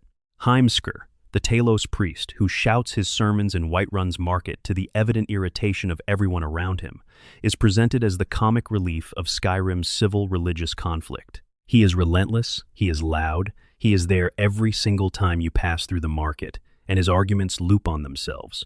The guards comment on him, the other merchants avoid him, the general population treats him as an eccentric to be tolerated. But when you actually listen to what he is saying, really listen, beyond the delivery, his theology is coherent. His understanding of Talos' divine nature, his awareness of the metaphysical stakes of removing a god from the pantheon, his articulation of why the white gold concordat is not just a political embarrassment, but a spiritual catastrophe. These are sophisticated arguments, dressed in the most alienating possible packaging. The theory's most interesting claim is that Heimskr is deliberately irrational. He knows how to make the argument calmly and persuasively. He was a scholar before the Concordat, and scholars know how to make arguments. But he also knows that a calm, persuasive scholar making a heretical argument in public will be arrested. A man who looks and sounds like a village eccentric, whose words are technically indistinguishable from raving, is harder to prosecute and harder to silence. His mania is a legal strategy. The noise is the armor. Theory 53. The face sculptor in the Ratway has been there for centuries. Galathil, the face sculptor who operates in the Ragged Flagon and offers to alter the Dragonborn's appearance for gold, shows very specific signs of vampirism if you pay attention. Pale skin, red-rimmed eyes, a stillness in her manner that suggests she is not performing relaxation, but genuinely experiencing something adjacent to it, the quietude of a body that no longer has a heartbeat demanding urgency. The theory takes her vampirism and asks how long. The Ratway, the underground system beneath Riften, is ancient. The Ragged Flagon has existed for generations. A vampire face sculptor in the Thieves Guild's headquarters would have access to the faces and therefore the identities of anyone in Riften who needed to disappear or reappear as someone new. For centuries of Riften's history, Galithil may have been the quiet infrastructure of identity change in one of Skyrim's most identity-conscious cities. The specific skill she practices, surgical alteration of bone and tissue, is not something that can be fully learned in a human lifespan through practice alone. The precision required implies either supernatural gift or accumulated experience across a timeline that normal biology does not allow. She has been doing this for a very long time, and she has seen faces that no longer exist attached to people whose names are not spoken in Riften anymore. She knows things she will not tell you. Her prices are reasonable. Ask no further questions. Theory 54. Brynjolf is running the guild alone and has been for years. Mercer Frey is revealed as the guildmaster who has been systematically destroying the Thieves Guild from within, betraying jobs, stealing the skeleton key, undermining the organization's relationship with Nocturnal. By the time the Dragonborn arrives in Riften, the guild is a shadow of its former self. Members are demoralized. Jobs keep going wrong. The guild's influence in Skyrim has shrunk dramatically. The theory focuses on Brynjolf, who becomes acting guildmaster during the main questline, and who was effectively managing the guild's day-to-day operations even before that. When you first meet Brynjolf running a con in the marketplace, the detail is easy to miss. A guildmaster's second-in-command should not be running street cons. That is, work for new recruits, not experienced thieves. The theory reads this as evidence that Brynjolf has been quietly doing everything, every level of guild work, from street-level scams to high-end contracts, because the guild has lost so many capable members that there is nobody else. He is charming about it. He does not complain or dramatize his situation. But beneath the charm, the theory sees a man who has been carrying the entire weight of a dying institution on his shoulders, alone, for years, pretending everything is fine, because the moment he stops pretending, the last members leave and there is nothing left. The Dragonborn's arrival gives him something he has not had in a long time, someone else capable of doing the work. His interest in the Dragonborn is not primarily romantic or collegial. It is the desperate relief of someone who finally has help. Section 7. Skyrim's Forgotten Tragedies and Environmental Stories. Some of the most affecting moments in Skyrim happen in places where no quests lead you and where no NPCs are present to explain what you are looking at. A journal on a shelf, a body positioned in a specific way, an arrangement of objects that tells you everything without saying anything at all. Theory 55. The Frostflow Lighthouse story is the game's most complete tragedy. Between Dawnstar and Winterhold, on a headland overlooking the Sea of Ghosts, stands a lighthouse that most players walk past without going in. The Frostflow Abyss questline triggers automatically when you enter, but the game gives no indication from the outside that anything unusual is happening there. Inside, you find a scene. The family who bought this lighthouse, a Redguard sailor named Habd and his wife Ramadi, who had saved for years to afford this retirement dream, are all dead. They are all dead in different places, at different times. And the only way to understand the full sequence of events is to find all of their journals and read them in order. Habd and Ramadi moved into the lighthouse with their adult children, Sudi and Mani, hoping the family would settle there together. Sudi and Mani hated it. Ramadi began hearing noises from the cellar, scratching, movement. She wrote it down but did not act, waiting for Habd. Habd went to town to get traps for what he assumed were skeevers. While he was gone, the Falmer and their Charis came through the floor. Ramadi fought them with a cooking axe. She died in the main room. Sudi and Mani, trying to escape, were taken deeper. Their journals were left in the caves beneath. Habd returned to find his wife dead and his children gone, and he went in after them with no real plan and no real chance. The Chaurus Reaper at the bottom of Frostflow Abyss swallowed him. When you kill it, you find his remains inside the creature. The theory that this story represents is not about conspiracy or hidden lore. It is simpler than that. The theory is that the game put this family here, fully realized, fully documented, with no quest marker leading players to it, and no reward that makes visiting it mechanically necessary, because someone at Bethesda understood that a world needs private tragedies as much as it needs public heroes. Habd and Ramadi and their children died without anyone knowing. You can honor them by burning Hab's remains in the lighthouse brazier and being the only witness to their ending. The game gives you that option. Whether you take it is up to you. Theory 56. Helgen's destruction was predicted in the Greybeards' records. The Greybeards at High Hrothgar are ancient, patient, and deeply connected to the flow of events through their mastery of the Thu'um and their proximity to the Time Wound. The theory proposes that at least one of them, most likely Arngir, who has been at High Hrothgar the longest, and who has the most developed understanding of how the wound affects temporal perception, knew that Alduin would return near Helgen on, or around the date the game begins. The evidence is circumstantial. The Greybeard's summons goes out almost immediately after the Helgen attack, as though they were waiting for the event that would trigger the Dragonborn's awakening. The speed with which Arngir has information ready for the Dragonborn when they arrive, about the nature of the Thu'um, about Paarthurnax, about the Elder Scroll, suggests preparation rather than improvisation. If the Greybeards knew Helgen was going to happen and said nothing, the theory asks why. The answer it proposes is that they understood what the Time Wound had been telling them, not that they should warn Helgen and prevent its destruction, but that the destruction of Helgen was the event that would shake the Dragonborn loose from wherever they were and set them on the path that needed to be walked. To prevent Helgen would have been to prevent everything that followed. The Greybeards chose to know and to keep silence, which is, in their philosophy, the hardest kind of discipline there is.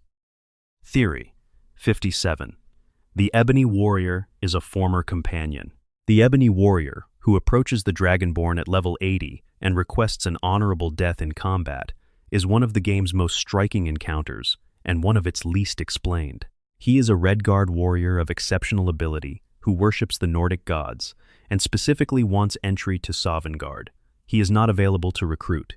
He does not explain his history. He says he has done everything there is to do and wants to die fighting someone worthy. The theory identifies him as a former companion, specifically a harbinger or senior member who took the beast blood early in his career, spent his life as one of the most formidable warriors in Skyrim, and then discovered that the beast blood would prevent his entry to Sovngarde. He cannot cure himself because he has passed some threshold age, perhaps, or the depth to which the lycanthropy has integrated with his nature, and the cure is no longer available to him. So he has been looking, systematically, for a death that is honorable enough to override the curse. Nordic tradition around dying in battle is not simple. The quality of the combat matters. A meaningless death against bandits does not guarantee Sovngarde. A glorious death against the greatest warrior of the age might. The Ebony Warrior is not asking the Dragonborn to commit an act of violence against him. He is asking them to grant him the most meaningful death possible, in the hope that meaning can outweigh the weight of the beast blood that has been trying to deny him his afterlife. Theory 58. The abandoned house in Markarth contains more than Molag Bal's quest. The house in Markarth, where the Molag Bal questline begins, is presented as a site of recent desecration. A shrine to the Prince of Domination has been set up inside, and the city's people are disturbed by it. The quest takes you inside, and you find Molag Bal's altar and begin the process of completing his demands. But the theory focuses on the house itself, not the quest line. Markarth is built on Dwemer ruins. Every building in the city, every floor, every wall is repurposed Dwemer architecture. The abandoned house in particular sits over a section of the ruin where the rock formation is different from the surrounding area. The theory suggests that beneath the house, beneath even the visible Dwemer substructure, there is something older. The specific placement of the Molag Bal shrine in this house, in this city, in this location, is, the theory argues, not accidental. Molag Bal is drawn to places where suffering has accumulated over long periods. Markarth has been the site of violence, slavery, conspiracy, and political murder for thousands of years. The city's entire history is a record of domination, Dwemer dominating snow elves, Nords dominating the Reach's native population, the Silver Bloods dominating everyone else. The abandoned house is where that accumulation is most concentrated. The Daedric prince did not choose an abandoned house as a convenient place to establish a shrine. He was drawn to the most pain-saturated location in one of Skyrim's most painful cities. Theory 59. The Headless Horseman is Legate Justianus. The spectral figure who appears at night and rides silently toward Hamvir's rest is one of Skyrim's most atmospheric environmental details. A ghost on a horse, without a head, riding the same path every night, never interacting with anyone. The game provides no explanation, no quest, no backstory. The theory assembles a name. Legate Justianus Quintius, an imperial soldier whose headless skeleton can be found in a certain location near Hamvir's Rest, was executed for desertion during one of Skyrim's earlier conflicts. The theory connects the headless horseman's route, his destination, and the skeletal remains at the end point to argue that this is Justianus, or the part of him that refuses to accept his death riding, nightly, back to the burial that should have been his. His head was never returned with his body. The spirit cannot rest because the body is incomplete. He rides. The most affecting version of this theory adds that the route the horseman takes passes through the site of his execution and then toward his burial. Every night, he relives the journey from death to interment. He does not know it is night. He does not know it is the same night repeated. He is just going home.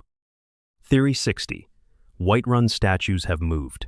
When you enter Sovngarde at the end of the main quest line and approach the Hall of Valor, the path is lined with enormous stone statues of Nordic warriors. Most players walk past them, focused on the destination. The players who turn the camera around notice something odd. The statues face a different direction than they did before. When you are looking directly at them, the statues are in one position. When you look away and look back, they have turned. The effect is subtle enough that most people attribute it to a graphics quirk, a rendering issue, something unintentional. The theory holds that it is completely intentional that these are the Watchmen of Sovngarde, figures whose function is to observe those who pass and whose observation is expressed through movement that only happens when you are not watching. The broader theory extends this to Whiterun itself, where certain statues around the city appear to very careful observers who have timed their observations to shift slightly between visits. The city is watched, not by the guards, not by the companions, not by the Jarl's housecarl, by something older, built into the architecture of the place itself, that has been observing Whiterun since before anyone in the game's current era was alive. Theory 61. The abandoned prison at Sidna Mine has cells for things, not people. Sidna Mine in Markarth is a prison where criminals are worked as slaves in the silver mines. It is also, as the Forsworn conspiracy questline reveals, a place where Madanach, the leader of the Forsworn, has been kept for years at the Silverbloods' discretion. The mine's official purpose, its unofficial purpose as a political tool, and the general horror of its conditions are all well documented. The theory goes one level deeper. There are cells in Sidna Mine whose dimensions are wrong. Not wrong for human occupants, wrong for any normal occupant. Bars spaced in configurations that suggest the original intention was to contain something that might escape between normal bars. Floor anchors positioned for chains of a scale no silver mine worker would need. One cell, in particular, is built into the deepest part of the mine, far from where the silver actually is, as though whoever constructed it wanted it as far from the entrance as possible. The theory holds that before the Silverbloods repurposed Sidna Mine as a prison, before it was primarily known for silver, it was a Dwemer facility that stored something. The architecture of that storage persists in the mine's deepest level. What was stored there is gone, has been gone, probably, since the Dwemer disappeared, but the cells built to contain it remain, and the Silverbloods either do not know what they are or do not care, because the things they keep in those cells these days are just people, and people are easier. Section 8. The Civil War, the Thalmor, and the Game of Long Patience. The civil war between the Imperial Legion and the Stormcloak rebels is presented as a genuine moral dilemma. The game gives neither side a clean victory, neither side clean hands, and neither outcome a satisfying resolution. The reason for this, the theories suggest, goes deeper than Bethesda wanting to avoid political controversy. The reason is that the Civil War is not primarily a conflict between Nords and Imperials. It is a stage on which a third party is performing a much more patient drama. Theory 62. The Thalmor engineered the Civil War from the beginning. The Thalmor documents found during the infiltration of the Thalmor embassy, if you take the time to read them carefully rather than rushing to the party, lay out a strategic picture that most players do not fully absorb. The documents classify Ulfric Stormcloak as an unwitting asset.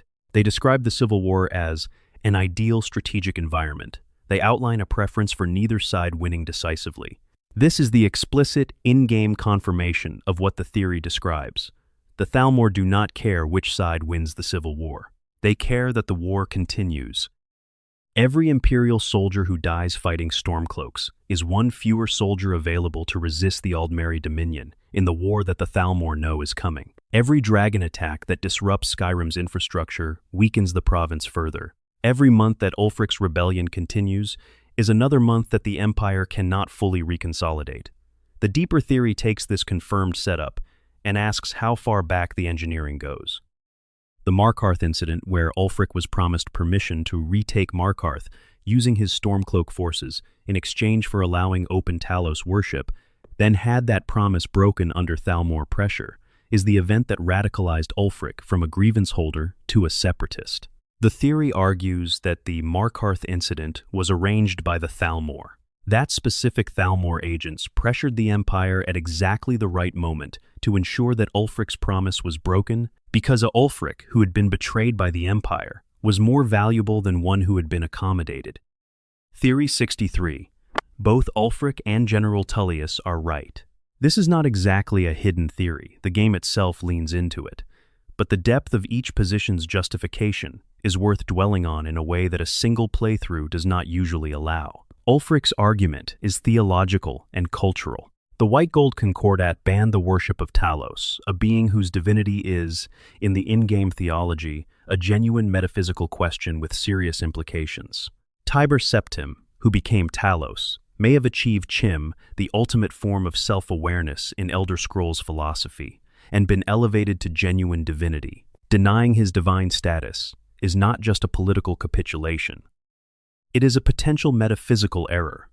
The Nords who worship Talos are not being sentimental about a historical figure. They are maintaining what they believe is a genuinely divine relationship. Tullius's argument is strategic. The Empire lost the Great War. The White Gold Concordat was the price of survival. Restarting the war over Talos worship before the Empire has rebuilt its military capacity would result in the destruction of everything the Concordat preserved. The Empire is not surrendering. It is buying time. Both of these arguments hold. The tragedy of the Civil War is that two reasonable positions have been allowed to harden into an irreconcilable conflict by the patient application of external pressure, and neither side can see the external pressure clearly enough to redirect their anger toward it. Theory 64. The Stormcloak victory creates a weaker Skyrim against the Dominion.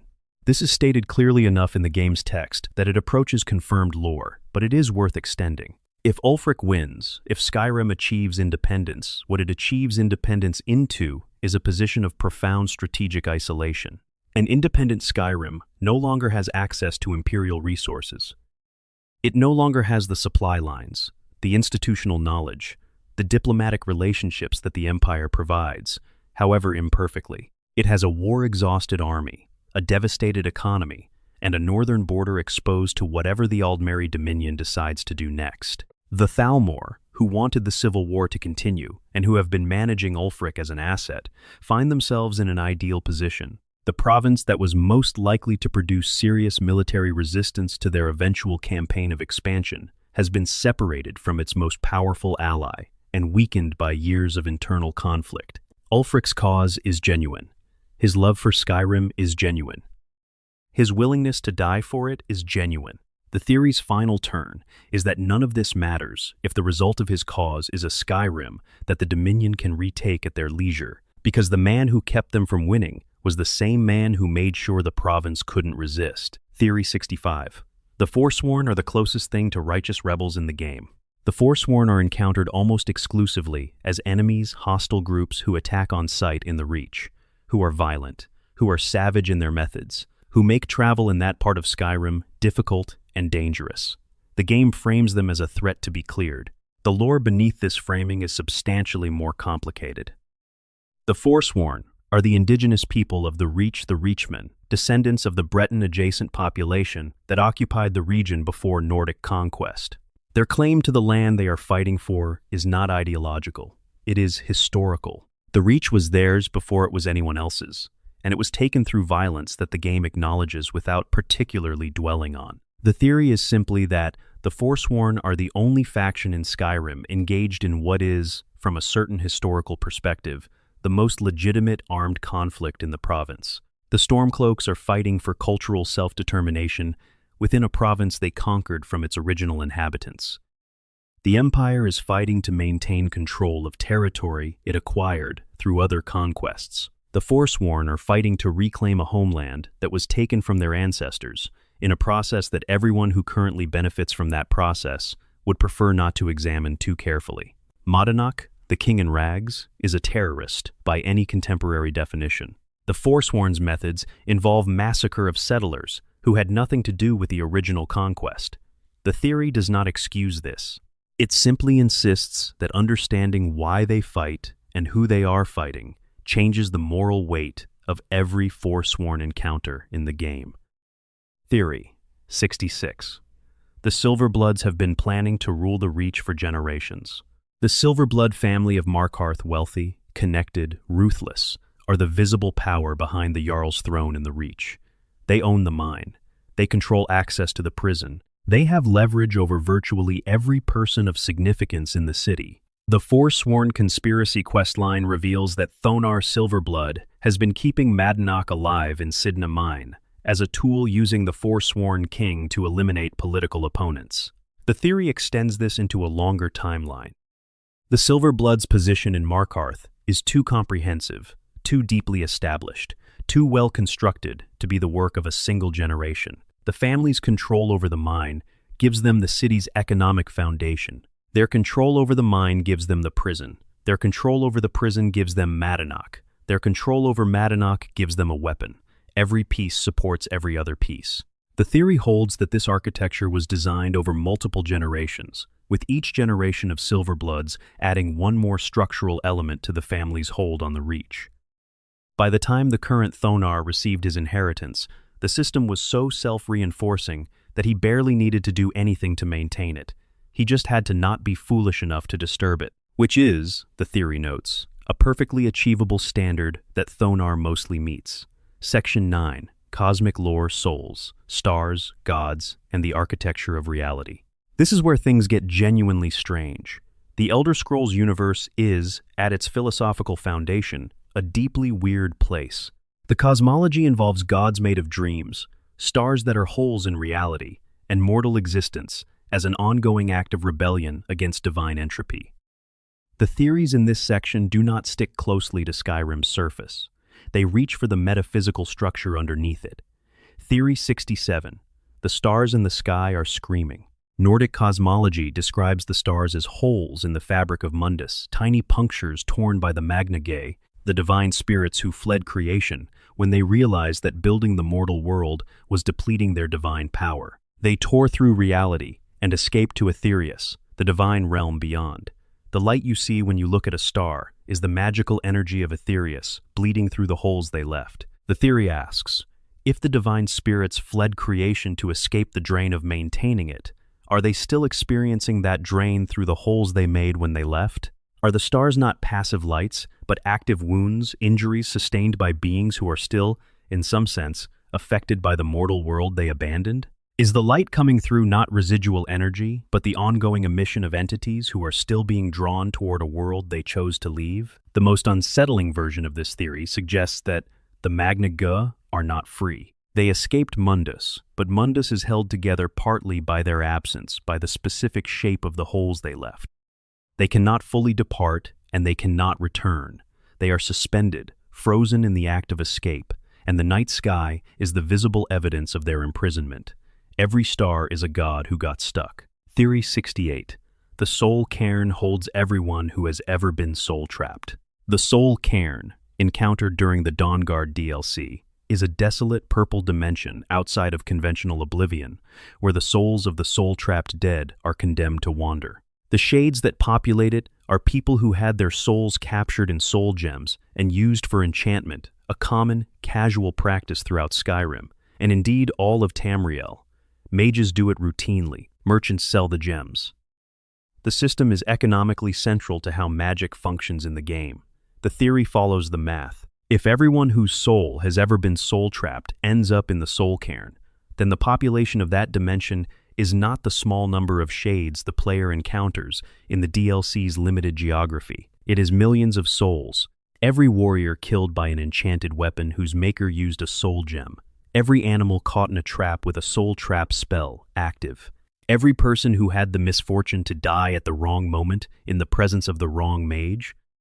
The soul cairn the player walks through is a tiny, accessible portion of an enormous plane of suffering, and the indifference of every enchanter in Skyrim, the college mages, the blacksmiths at the Skyforge, the enchanting tables in every Jarl's Hall, is indifference to an ongoing atrocity at cosmic scale. The theory does not accuse these characters of malice. It accuses them of not knowing, and asks whether not knowing matters when the consequences are this large. Theory 69. Akatosh created the Dragonborn to fix his own mistake. Akatosh, the dragon god of time and chief of the Nine Divines, is the deity most directly implicated in the cycle that produces both Alduin and the Dragonborn. Alduin was created as Akatosh's firstborn, given the function of World Eater, and then went off-script by pursuing temporal dominion over mortals, rather than fulfilling his proper cosmic role. The Dragonborn is, in various theological framings, a gift or instrument of Akatosh meant to stop Alduin when he exceeds his function. The theory reads this arrangement critically. If Akatosh created Alduin, and Alduin went wrong, and the Dragonborn is Akatosh's corrective measure, then the Dragonborn is, in a very specific sense, the consequence of Akatosh's error. The god of time made something that broke, and instead of fixing it directly, he created a mortal instrument to perform the correction. The theory does not accuse Akatosh of cowardice. His engagement in the Oblivion Crisis, manifesting directly to seal the Dragonfires, suggests he is willing to act. But the Dragonborn arrangement, the theory argues, is a recursive delegation that reveals something uncomfortable about divine governance. Akatosh will not stop Alduin himself, because doing so would require him to destroy his firstborn. He creates mortals who can do it instead. Every Dragonborn in history, Alessia, Mirok, the last Dragonborn, has been carrying a burden that originated in a divine being's reluctance to clean up his own creation. Theory 70. The Elder Scrolls themselves are bleeding time. The physical objects known as Elder Scrolls occupy a paradoxical place in the cosmology. They exist outside of time, contain information about all possible events, and cannot be created or destroyed. They are also dangerous. Reading one directly causes progressive blindness and eventually madness, as the reader's mortal mind attempts to process information that exists in too many temporal states simultaneously. The theory proposes that this danger is not a property of the scrolls themselves, but of the time they contain. Every Elder Scroll is a concentration of temporal energy moments, possibilities, actualities, from the full span of Tamriel's history collapsed into readable form. When that energy contacts a mortal mind, it does not damage the mind by being too complex. It damages the mind by being too real. The reader is not overwhelmed by information. They are overwhelmed by actuality, by the sheer weight of events that have happened, are happening, and will happen, pressing against a consciousness that is built to experience only one moment at a time. The moth priests, who read Elder Scrolls professionally and who go blind slowly as a result, are not being destroyed by the scrolls. They are being altered by them. The blindness is not vision failing. It is ordinary sight being replaced by something else, an ability to perceive temporal layers that ordinary eyes cannot access. Moth priests, who reach the final stage of their blindness, are not unseeing. They are seeing too much. They are perceiving all of time simultaneously, which is the condition the scrolls exist in, and which the mortal mind can only sustain for so long, before it restructures itself around the perception entirely. Theory 71. The Dragonborn's soul is not fully theirs. At the cosmological level, what makes a Dragonborn is the presence of a dragon's soul in a mortal body, not a small piece of draconic nature, the full, genuine soul of a dragon, occupying the same space as a mortal soul. This coexistence is what makes the Dragonborn capable of absorbing other dragons' souls. They already have a place inside them where dragon essence can live. The theory is that the dragon soul the Dragonborn carries is not neutral. It has preferences. It has a perspective shaped by its draconic origin, which means it has the inherent draconic drive toward dominance, the deep territorial instinct the dismissal of anything smaller and weaker than a dragon as property to be used or ignored. The Greybeard's emphasis on the way of the voice, on humility, on restraint, on treating the Thuum as worship rather than weapon, is not just philosophical guidance, it is a containment protocol. Each dragon soul the Dragonborn absorbs does not just grant power, it adds another voice to the chorus inside the Dragonborn, another dragon's perspective, another dragon's instincts layered on top of the mortal consciousness. A Dragonborn who has absorbed 40 or 50 souls and has never meditated on the way of the voice is, the theory suggests, a person who has slowly been outvoted in their own mind. The dragons they consumed are not gone. They are waiting. Theory 72. The night sky in Skyrim is different in different eras. This is one of the more precise and specific theories in terms of what it tracks. The Elder Scrolls cosmology describes the Oblivion Crisis at the end of the Third Era as an event that permanently altered the relationship between Mundus and the various realms of Oblivion. Martin Septim's sacrifice, which ended the crisis, shattered the Amulet of Kings and closed the most direct pathways between the mortal world and Oblivion. The theory asks what this looks like from the sky. The stars, which are holes torn by the Magna Gay, would be unaffected, but the Daedric Prince's manifestations, their ability to project themselves into the mortal sky through whatever astral signatures they maintain, would have changed. Astronomical charts from the Second Era and early Third Era describe certain celestial patterns differently from how they appear in Skyrim's Fourth Era sky. The theory holds that these differences are not errors or artistic license. They are records of a real change in the structure of the sky, a consequence of the Oblivion Crisis reshaping the membrane between Mundus and Oblivion. The night sky in Skyrim is, in this reading, a historical document. The stars that look different from how they looked in Morrowind are recording the wound that Martin Septim's sacrifice left in the world. The sky remembers what happened. It just takes knowing what to look for. Theory 73. Sithis predates the Aedra and the Daedra. The theology of the Dark Brotherhood describes Sithis as the primordial void, the nothing that existed before the gods shaped existence from it. The Aedra and Daedra are beings who emerged when Lorkhan and other primordial forces organized against that void. Sithis is not one of them. Sithis is older. The theory takes this seriously, in a way that the game's storytelling does not fully develop. If Sithis predates the gods, then the gods exist inside Sithis. In a metaphysical sense, they are structures built within the void, not against it. The void is the medium in which all of existence, including divine existence, is suspended. Every god, every plane of oblivion, every mortal soul, all of it, exists in the space that Sithis is. This reframes the Dark Brotherhood's theology completely. Their worship of Sithis is not worship of a god. It is reverence for the substrate of existence itself. Every murder they commit is not an offering to a Daedric prince or a divine. It is a small, local dissolution, a return of organized matter and soul to the undifferentiated state that underlies all creation. The Brotherhood is, in their own cosmology, not a criminal organization. They are philosophers engaged in practical demonstrations of the most fundamental truth about the universe. Theory 74. The Hist know the future of all Argonians. The Hist, the ancient trees of Black Marsh, that Argonians are biologically dependent on, are among the oldest living beings in Tamriel. They predate most of the current races. They communicate with Argonians through dreams, guiding the species in ways that the Argonians themselves often cannot fully articulate. They can share memories, impart skills, and influence behavior in ways that function at the level of instinct. The theory proposes that the Hist's communication is not just directional from tree to Argonian, but temporal. That the Hist experience time differently from mortals, with access to both retrospective memory of immense depth and a forward-looking awareness that approaches prescience. When a Hist guides a young Argonian away from a specific path, or toward a specific companion, or into a specific set of experiences, it is doing so from knowledge of outcomes that the Argonian cannot access. The corollary of this theory is that Argonians who die in Tamriel away from the Hist, far from Black Marsh, separated from their tree connections, are dying without the Hist's knowledge. The Hist cannot see them once the connection attenuates. These Argonians slip between the branches of the Hist's awareness and vanish into a mortality that is, for their species, genuinely unknown territory.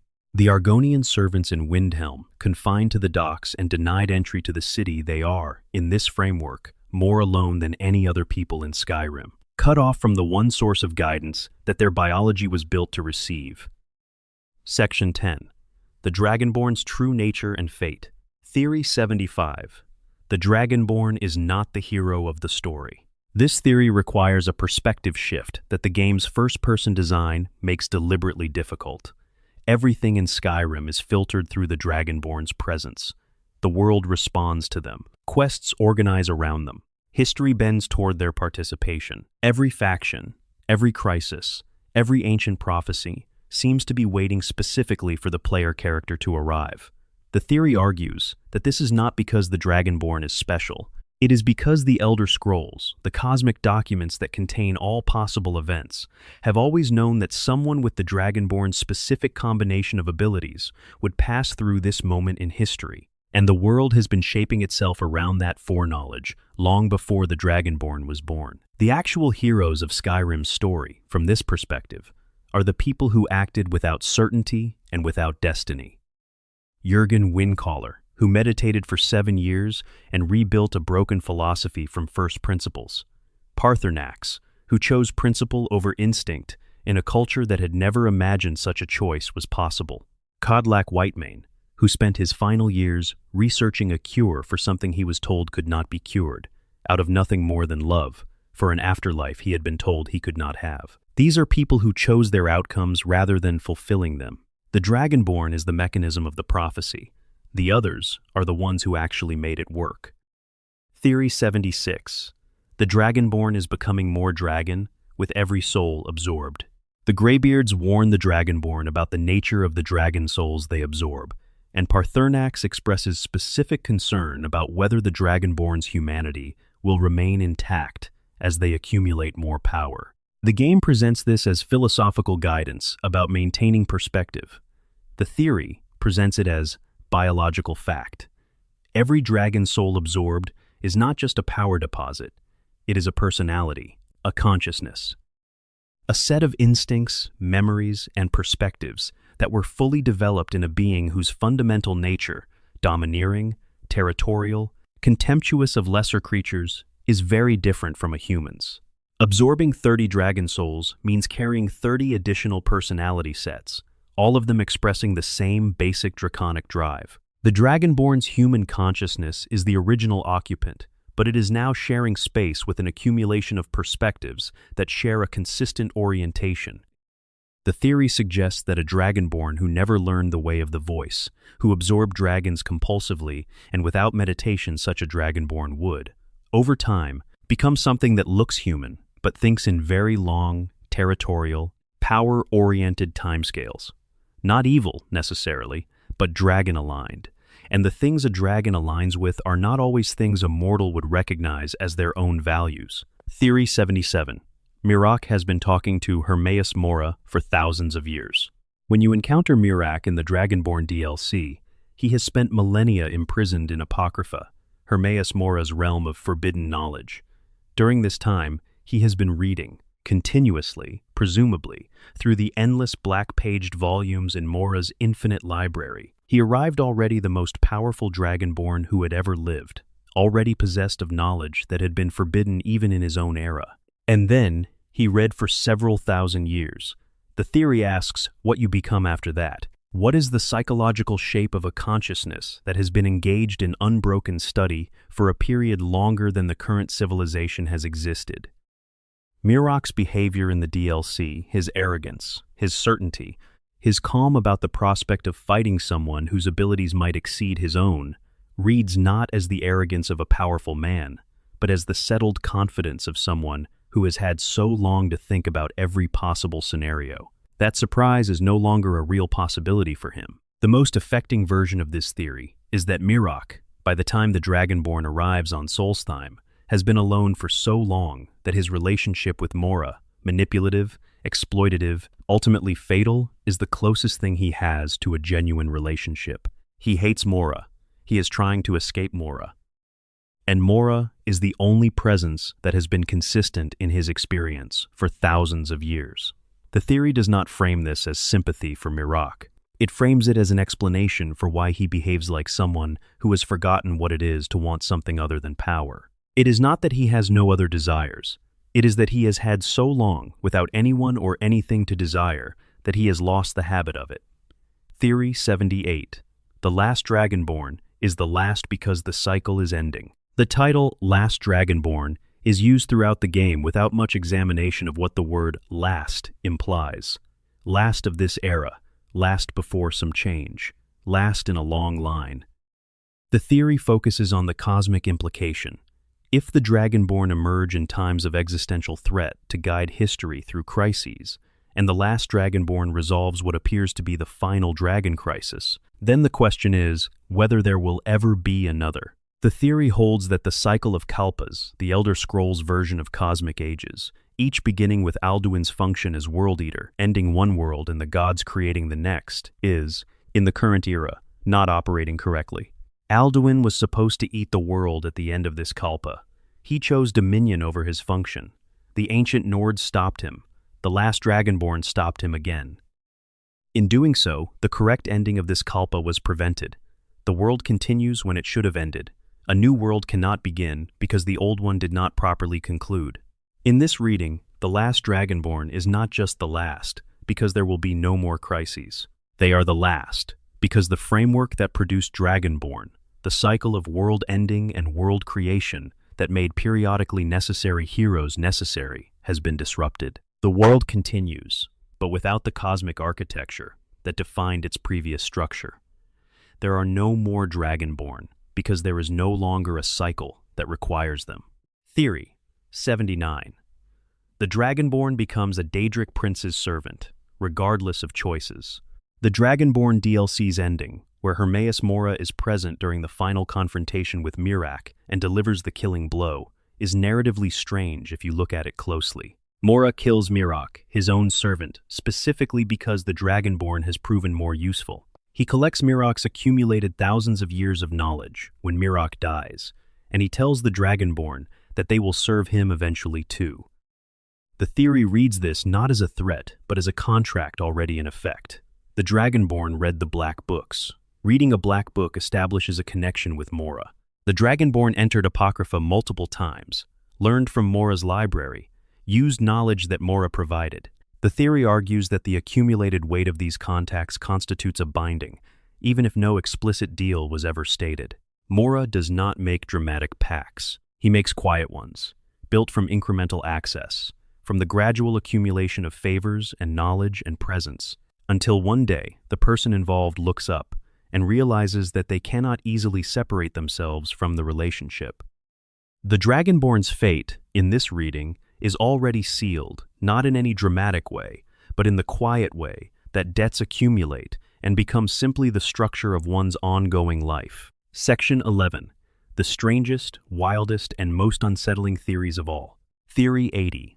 The map itself is a living thing. When players open Skyrim's world map, they are not looking at a static. The map renders in real time. It is literally displaying the game world from above, processing and showing actual weather effects, light cycles, and ongoing events. When you absorb a dragon's soul, the orange glow of the absorption appears on the map. Major magical events can be seen from the map view.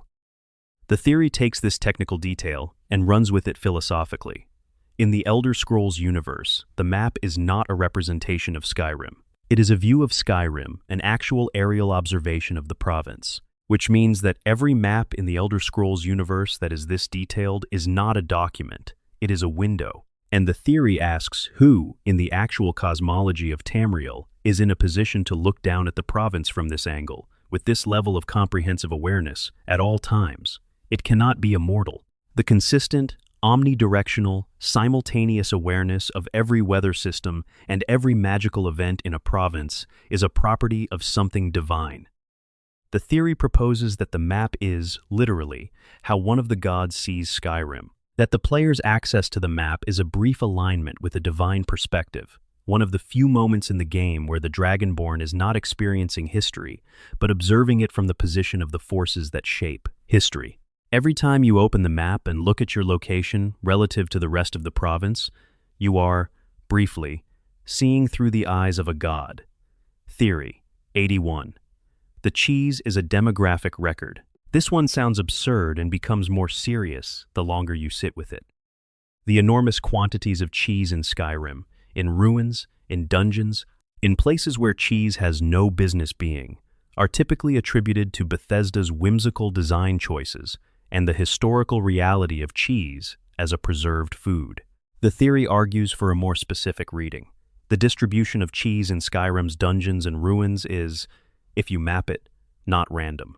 It concentrates around sites of long-term habitation, places where people lived for extended periods, where supplies were stored, where the daily logistics of sustaining a population required the careful management of calorie-dense, long-lasting food. Cheese, which can survive for months or years when properly made, was a cornerstone of long-term food storage in cold climates. The cheese in Skyrim's ruins is therefore not a joke. It is an archaeology of occupation, a record of who was there, for how long, and in what numbers. A dungeon with a large cheese supply was a dungeon that housed a substantial population with plans to stay.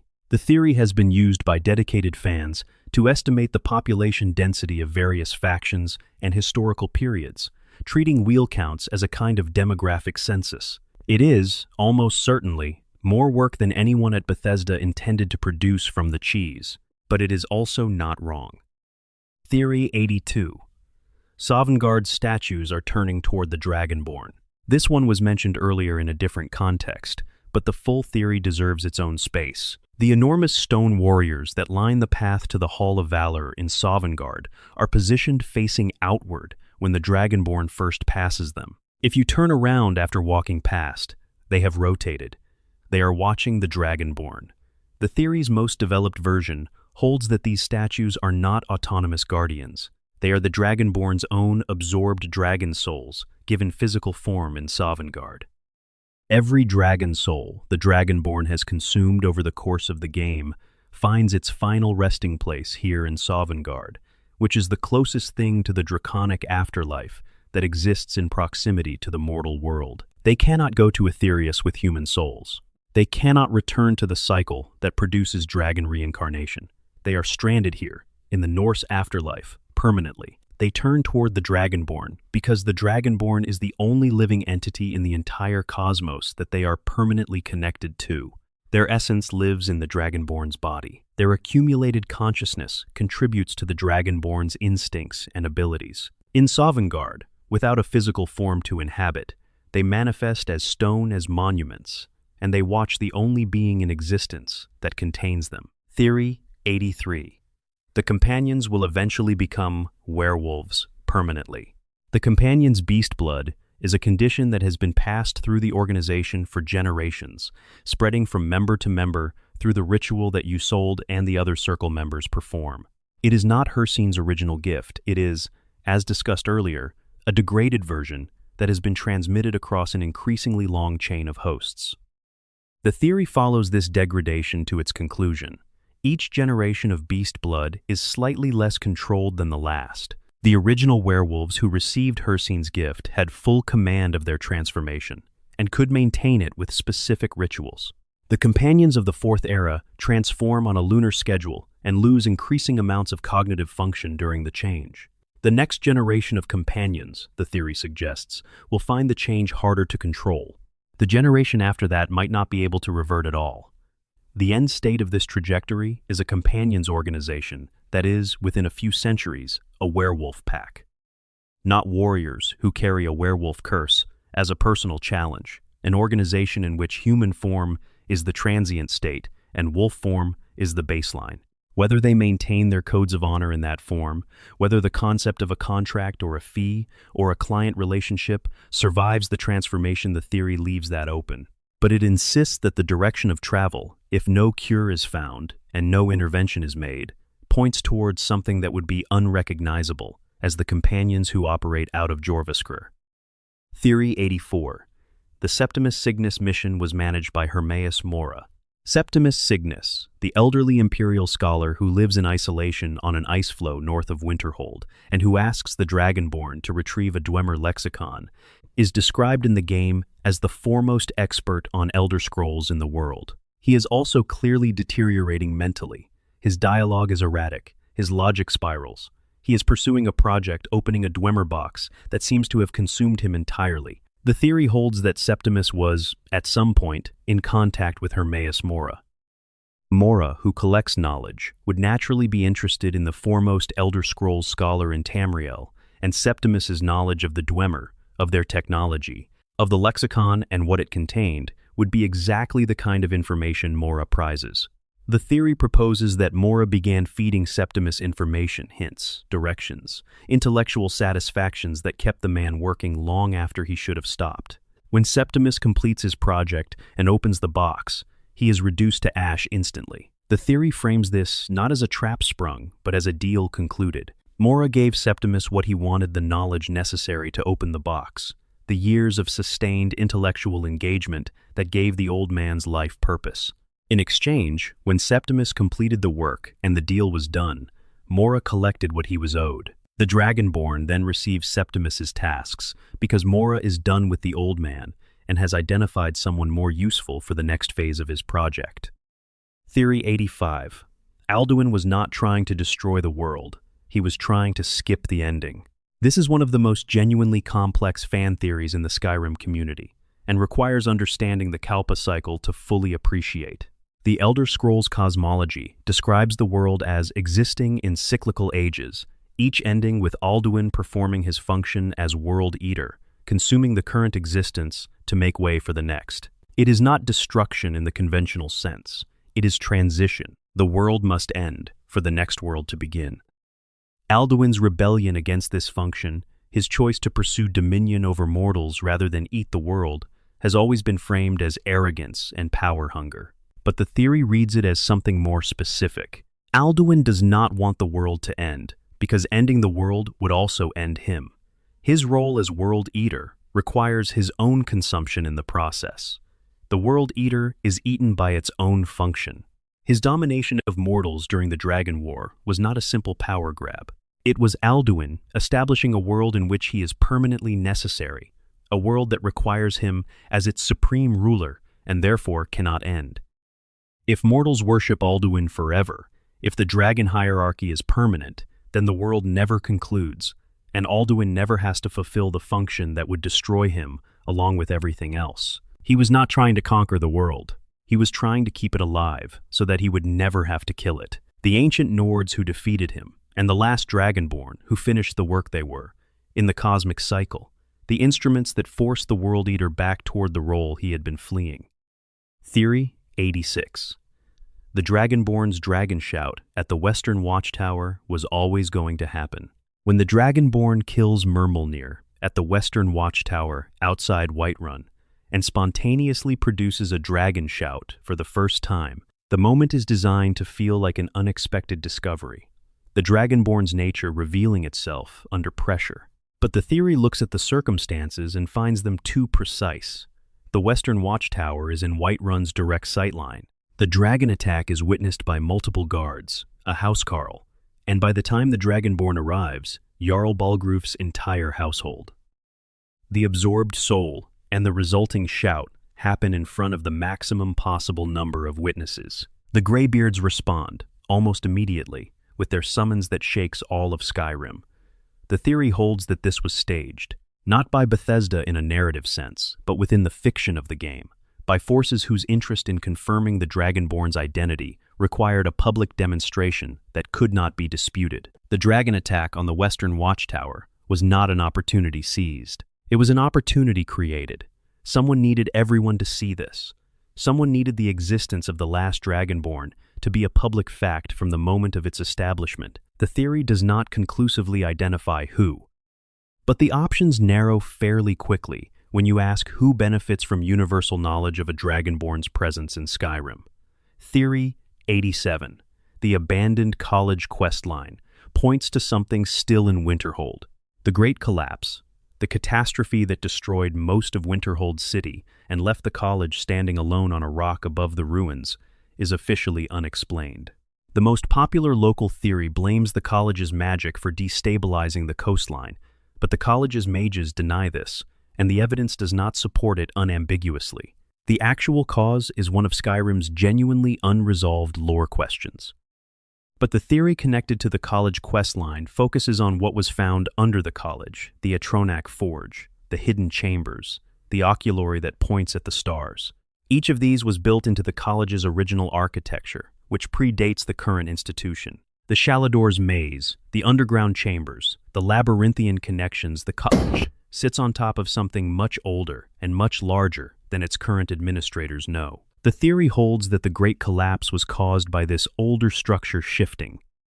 That beneath the college, there is an edifice of Merethic-era construction, possibly Dwemer, possibly older, that was dormant for millennia and was disturbed by something the college's mages did, or something the Eye of Magnus's activation began, and whose continued shifting after the events of the college questline will, eventually, produce another collapse. The college is not sitting on bedrock. It is sitting on a ruin, and the second ruin is still settling. Theory 88. Whiterun is the most cosmically important city in Skyrim, not because of the Companions, or Dragon's Reach, or the Gildergreen, because of where it sits. Whiterun's positioning in the center of Skyrim's open plains, visible from most of the Hold's territory, near the Giants' camps, near the Western Watchtower, near the site of some of the most important early events in the main quest. This is not accidental placement. The theory draws a line between every major cosmically significant site in Skyrim and notes that Whiterun is the closest stable settlement to almost all of them. The throat of the world is northeast. The giant camps to the north and east hold creatures of ancient origin. The Companions, who predate Nordic civilization and carry traditions from before the current age, are headquartered here. Dragon's Reach itself was built to hold a dragon, and it does, again, in the main quest. The theory proposes that Whiterun occupies a position in Skyrim's geographical spiritual architecture, similar to a hub. That the ancient builders of Jorrvaskr, when Ysgramor dragged the upturned boat inland and made it the Companions' home, were following a pull they could not fully articulate, a sense that this place, this particular conjunction of hill and plain and sky, was where things came together. The theory does not specify the cosmological mechanism. It simply observes that the world keeps returning to Whiterun when it needs something significant to happen in public. Theory 89. The Ghostblade and the ancient Nords who made it were not human. The Ghostblade, a unique weapon found in Anselvund, an ancient Nordic barrow, deals both standard and ethereal damage, effectively bypassing physical armor. Ancient Nordic weapons were sophisticated enough to build this. The Ghostblade represents a tradition of magical martial synthesis that the Fourth Era's Nordic culture has mostly abandoned. The theory traces this tradition back to its source and finds something unexpected. The ancient Nords, who created the Ghostblade and weapons like it, were not drawing on purely human traditions. They were drawing on a synthesis of human, elven, and possibly Akaviri techniques that has been lost as Nordic culture simplified itself over generations. The specific combination of physical and ethereal damage is not something any surviving tradition knows how to produce. It requires a depth of understanding about the relationship between material and magical reality that no Fourth Era smith possesses. The theory's most provocative claim is that the ancient Nords who built Anselvund and made the Ghostblade were, culturally and technically, more sophisticated than any group calling themselves Nords in Skyrim today. That the isolationism and martial pride of Fourth-era Nordic culture represents a regression from a broader, more eclectic tradition that the Dragon War and its aftermath gradually extinguished. The Nords who fought the Dragon War were not the forge and fur Nords of Ulfric's imagination. They were strange, hybrid scholars of violence, working at the intersection of every tradition available to them. And the Ghostblade is what that tradition could make. Theory 90. Mephala placed the ebony blade in Whiterun. Specifically, the ebony blade, Mephala's artifact, is found in Dragon's Reach during the Daedric Prince's questline. It grows more powerful with each betrayal, each murder of someone who trusts the wielder. The questline's design places it inside the Jarl's own palace, requiring the Dragonborn to go through the court to access it. The theory asks why Mephala placed her artifact in Whiterun's seat of power. Not in a dungeon or a ruin or a Daedric shrine in the home of the Jarl, who is, during the events of the main quest, the political pivot around which Skyrim's civil war revolves. Dragon's Reach contains the most potentially betrayable relationships in Skyrim.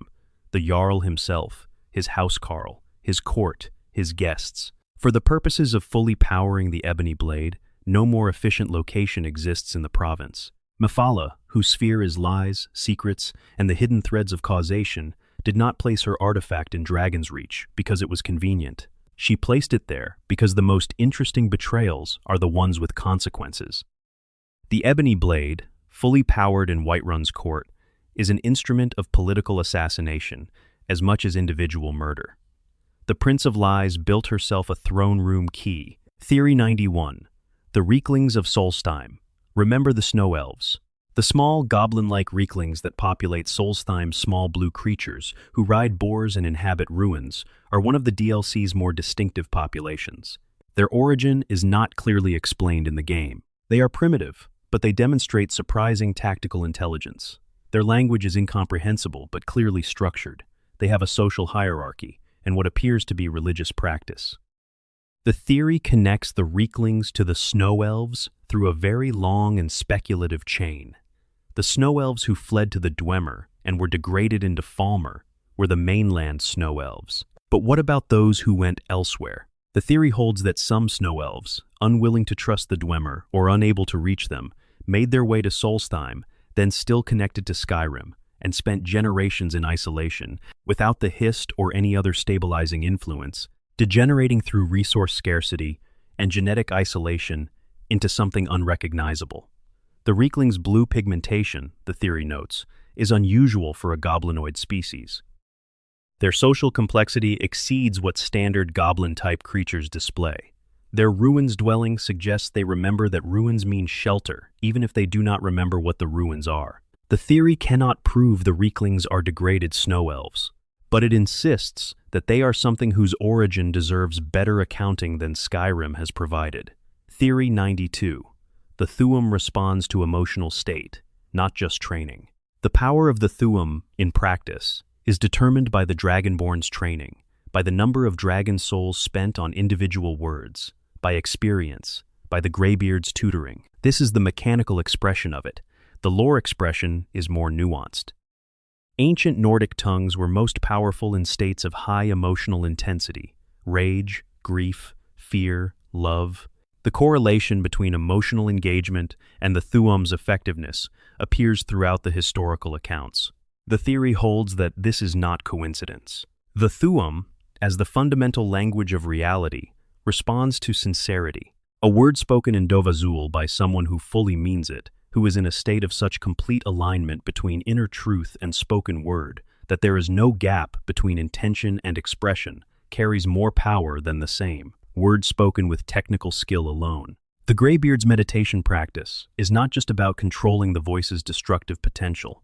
It is about achieving the emotional clarity that makes the voice maximally effective. This is why Ulfric's Thuum at the duel with Torrig was so devastating. He was not simply trained. He was furious, grieving, and completely certain of his position. Every word he spoke was the most sincere thing he had ever said. The shout that knocked the High King down was the most honest communication Ulfric has ever made.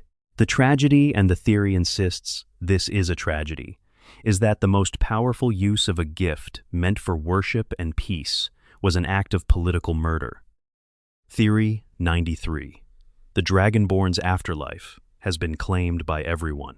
By the time you finish a complete Skyrim playthrough, you have made deals with most of the Daedric princes, joined the Companions, and received Hircine's beast blood, performed the Nightingale Covenant for Nocturnal, served the Dark Brotherhood and therefore Sithis, received the soul of a dragon from Akatosh, and involved yourself in the affairs of more divines and Daedric princes than any mortal should reasonably be connected to. The theory asks what happens to the Dragonborn's soul when they die. Every claim on it is, in principle, legitimate. Nocturnal's Nightingale Covenant specifically states that the soul belongs to her in death. Hircine's beast blood means that a version of the Dragonborn is scheduled to go to the hunting grounds. The Dark Brotherhood's service to Sithis implies a certain relationship with the Void. Akatosh's gift of dragon blood creates a claim that the chief of the divines might exercise, and every Daedric prince whose artifact the Dragonborn possesses has something to argue.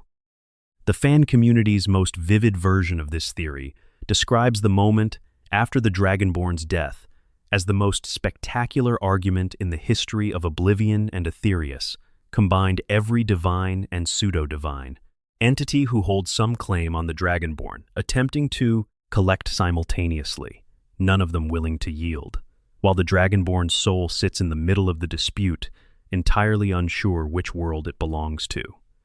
Theory 94. Skyrim itself is afraid of something. This is the last true theory of the list, and it is the most atmospheric rather than the most mechanical. The landscape of Skyrim, the mountains, the holds, the ancient ruins, the word walls, weathering in the cold, carries a persistent quality that players often describe as oppressive, even in its beauty. The scale of the terrain is not just large. It is meaningful in a way that the game's procedural generation could not produce unless it was designed to produce it. The theory holds that this atmosphere is the world responding to what it contains. The time wound at the throat of the world is radiating temporal anxiety across the entire province. The awakening dragon burial mounds are thrumming with the energy of resurrections in progress. The civil war is generating the specific quality of ambient grief that a land produces when its people are killing each other. The return of Alduin, the being whose function is to end the current world, is being felt, physically, in the stone and the soil. Skyrim is not just a dangerous place. It is a frightened one. The wind that cuts across the open holds carries more urgency than weather should have. The silence in the ancient ruins is not peaceful. It is the silence of something holding its breath. The game achieves this without ever saying it directly through the sound design, the scale, the specific quality of the light on snow that makes even beautiful moments feel borrowed. The theory is that Bethesda, through some combination of intention and accident, captured what it would feel like to be a province that knows something irreversible is coming and has no way to stop it. Section 12. Theories 95. 125. The final run. Theory 95. The Sovngarde portal at Skuldafn was built to be used once. The portal at Skuldafn, guarded by a dragon priest and requiring a specific dragon to fly the Dragonborn there, is presented as the gate to Sovngarde that Alduin uses to access the Nordic afterlife and consume souls. But the theory looks at the architecture and asks who built it and why they built it the way they did. The portal shows signs of having been constructed for a specific purpose in a specific era. The Akaviri dragon hunting tradition, the group that eventually became the Blades, built facilities at various locations in Tamriel for specific purposes relating to dragon containment and study. Skuldafn's portal is unusual even by the standards of ancient Nordic construction. The theory proposes that it was built not to allow access to Sovngarde, but to allow something to exit it. A facility for bringing specific souls back from the Nordic afterlife for resurrection purposes that the dragon cult may have practiced in its earliest, most powerful period. Alduin repurposed it. Its function as an entry point is the wrong direction for what it was originally built to do. Theory 96. The Companion's Harbinger title has never been about leadership. Harbinger, the title held by the head of the Companions, is unusual. A Harbinger is not a leader. A Harbinger is a herald, a forerunner, an announcement of something coming. The Companion's own lore describes the Harbinger as speaking with the voice of Wisegrammer rather than commanding the organization. They do not give orders, they give counsel. The theory holds that this is because the Harbinger is not meant to lead the Companions. They are meant to lead the way, to be the first figure visible when something important is about to happen, the herald that arrives before the main event. In historical Elder Scrolls chronology, the Companion's Harbinger has repeatedly appeared at the edge of significant events. The Oblivion Crisis, the return of Alduin, various smaller conflicts whose outcomes shaped the province. The title encodes a function, not to manage the Companion's day-to-day, but to be the figure at the threshold when things change. Which means the Companions have been, throughout their long history, not a mercenary organization with an unusual title system, but a standing watch, a group specifically positioned to notice when the threshold is approaching and to be ready at it. Theory 97. Ysgramor's 500 companions were not all human. The historical record of Ysgramor's companions describes them consistently as Nord's warriors who came south from Atmora with their leader to establish human civilization in Skyrim. But the theory examines the 500 as a practical military force rather than a mythological narrative and finds some accounting difficulties. 500 warriors capable enough to systematically hunt and destroy the snow elves, a sophisticated civilization with magic, and established defensive infrastructure is not a straightforward military achievement. The theory examines certain historical accounts of the early Nordic period and notes anomalies. References to companions who used unusual fighting techniques, companions who seemed to have knowledge of snow elf magical practices, companions who survived encounters that should not have been survivable. The theory proposes that Ysgramor, in his recruitment across Atmora, was not selecting purely for Nordic warriors. He was selecting for anyone capable, regardless of origin. Some of the 500, the theory holds, were not fully human. Not Dwemer, that timeline does not work. Not snow elves, that is dramatically counterproductive. But Atmora has its own history, and Atmora had its own peoples in its last habitable centuries, and not all of them were Nords. The 500 who came south were the best Atmora had to offer, and Atmora's best was not limited to a single species. Theory 98. Every Daedric artifact contains a piece of its prince. The Daedric artifacts scattered through Skyrim, the Mace of Molag Bal, Dawnbreaker, the Skeleton Key, Mehrunes' Razor are all described as possessing unique properties that reflect the nature of their creator's sphere. But the theory goes beyond reflected properties to something more intimate. The Daedric princes are beings of enormous power, whose nature is tied to specific aspects of existence. When they create an artifact, they do not simply enchant an object. They build a piece of themselves into it. Every activation of Mehrunes' Razor's instant kill property is an expression of Mehrunes Dagon's sphere of change and revolution. Every feeding of the Ebony Blade is a participation in Mephalah's love of betrayal. Every use of the Wabajak is an authentic experience of Sheogorath's view of reality. The theory's most affecting implication is that wielding these artifacts is not just possession of power, it is intimate contact with the Daedric prince's consciousness. Every time you swing the Mace of Molag Bal, some infinitesimal piece of the Prince of Domination and Enslavement passes through the point of contact. You are not using his weapon. You are, briefly, his weapon using itself. Theory 99. The Great Collapse of Winterhold was caused by the Eye of Magnus. The Great Flood collapse that destroyed most of Winterhold and left the college isolated on a rock above the ruins is officially unexplained. The college's mages were blamed locally, but deny responsibility. No natural explanation fully accounts for the catastrophic and specific nature of the collapse. The Eye of Magnus was buried under Sarthal, which is near Winterhold. The theory connects these facts. The Eye, which predates the current world and contains power that the Sigic Order considers too dangerous for any mortal to access, was dormant under Sarthal for millennia. Its activation threatened to tear reality apart during the college questline. The theory proposes that the Great Collapse was an earlier activation, not full, not intentional, but a partial resonance event triggered by something the Eye responded to. What it responded to is the interesting question. The theory's most supported answer is the movement of Alduin's return approaching the current era. As the temporal conditions that would allow Alduin to re-enter the mortal world approached, the Eye, which predates the current Kalpa and therefore has some awareness of cycle-level events, stirred. The stirring destabilized the coastline around Sarthal. Winterhold fell into the sea. The college, directly above the Eye's location, was somehow spared because the Eye's influence does not destroy things of magical significance to it. It destroys the things around them. Theory 100, the Dragonborn, was at Helgen because they were supposed to die there, not by accident, not by the ordinary contingency of being in the wrong place.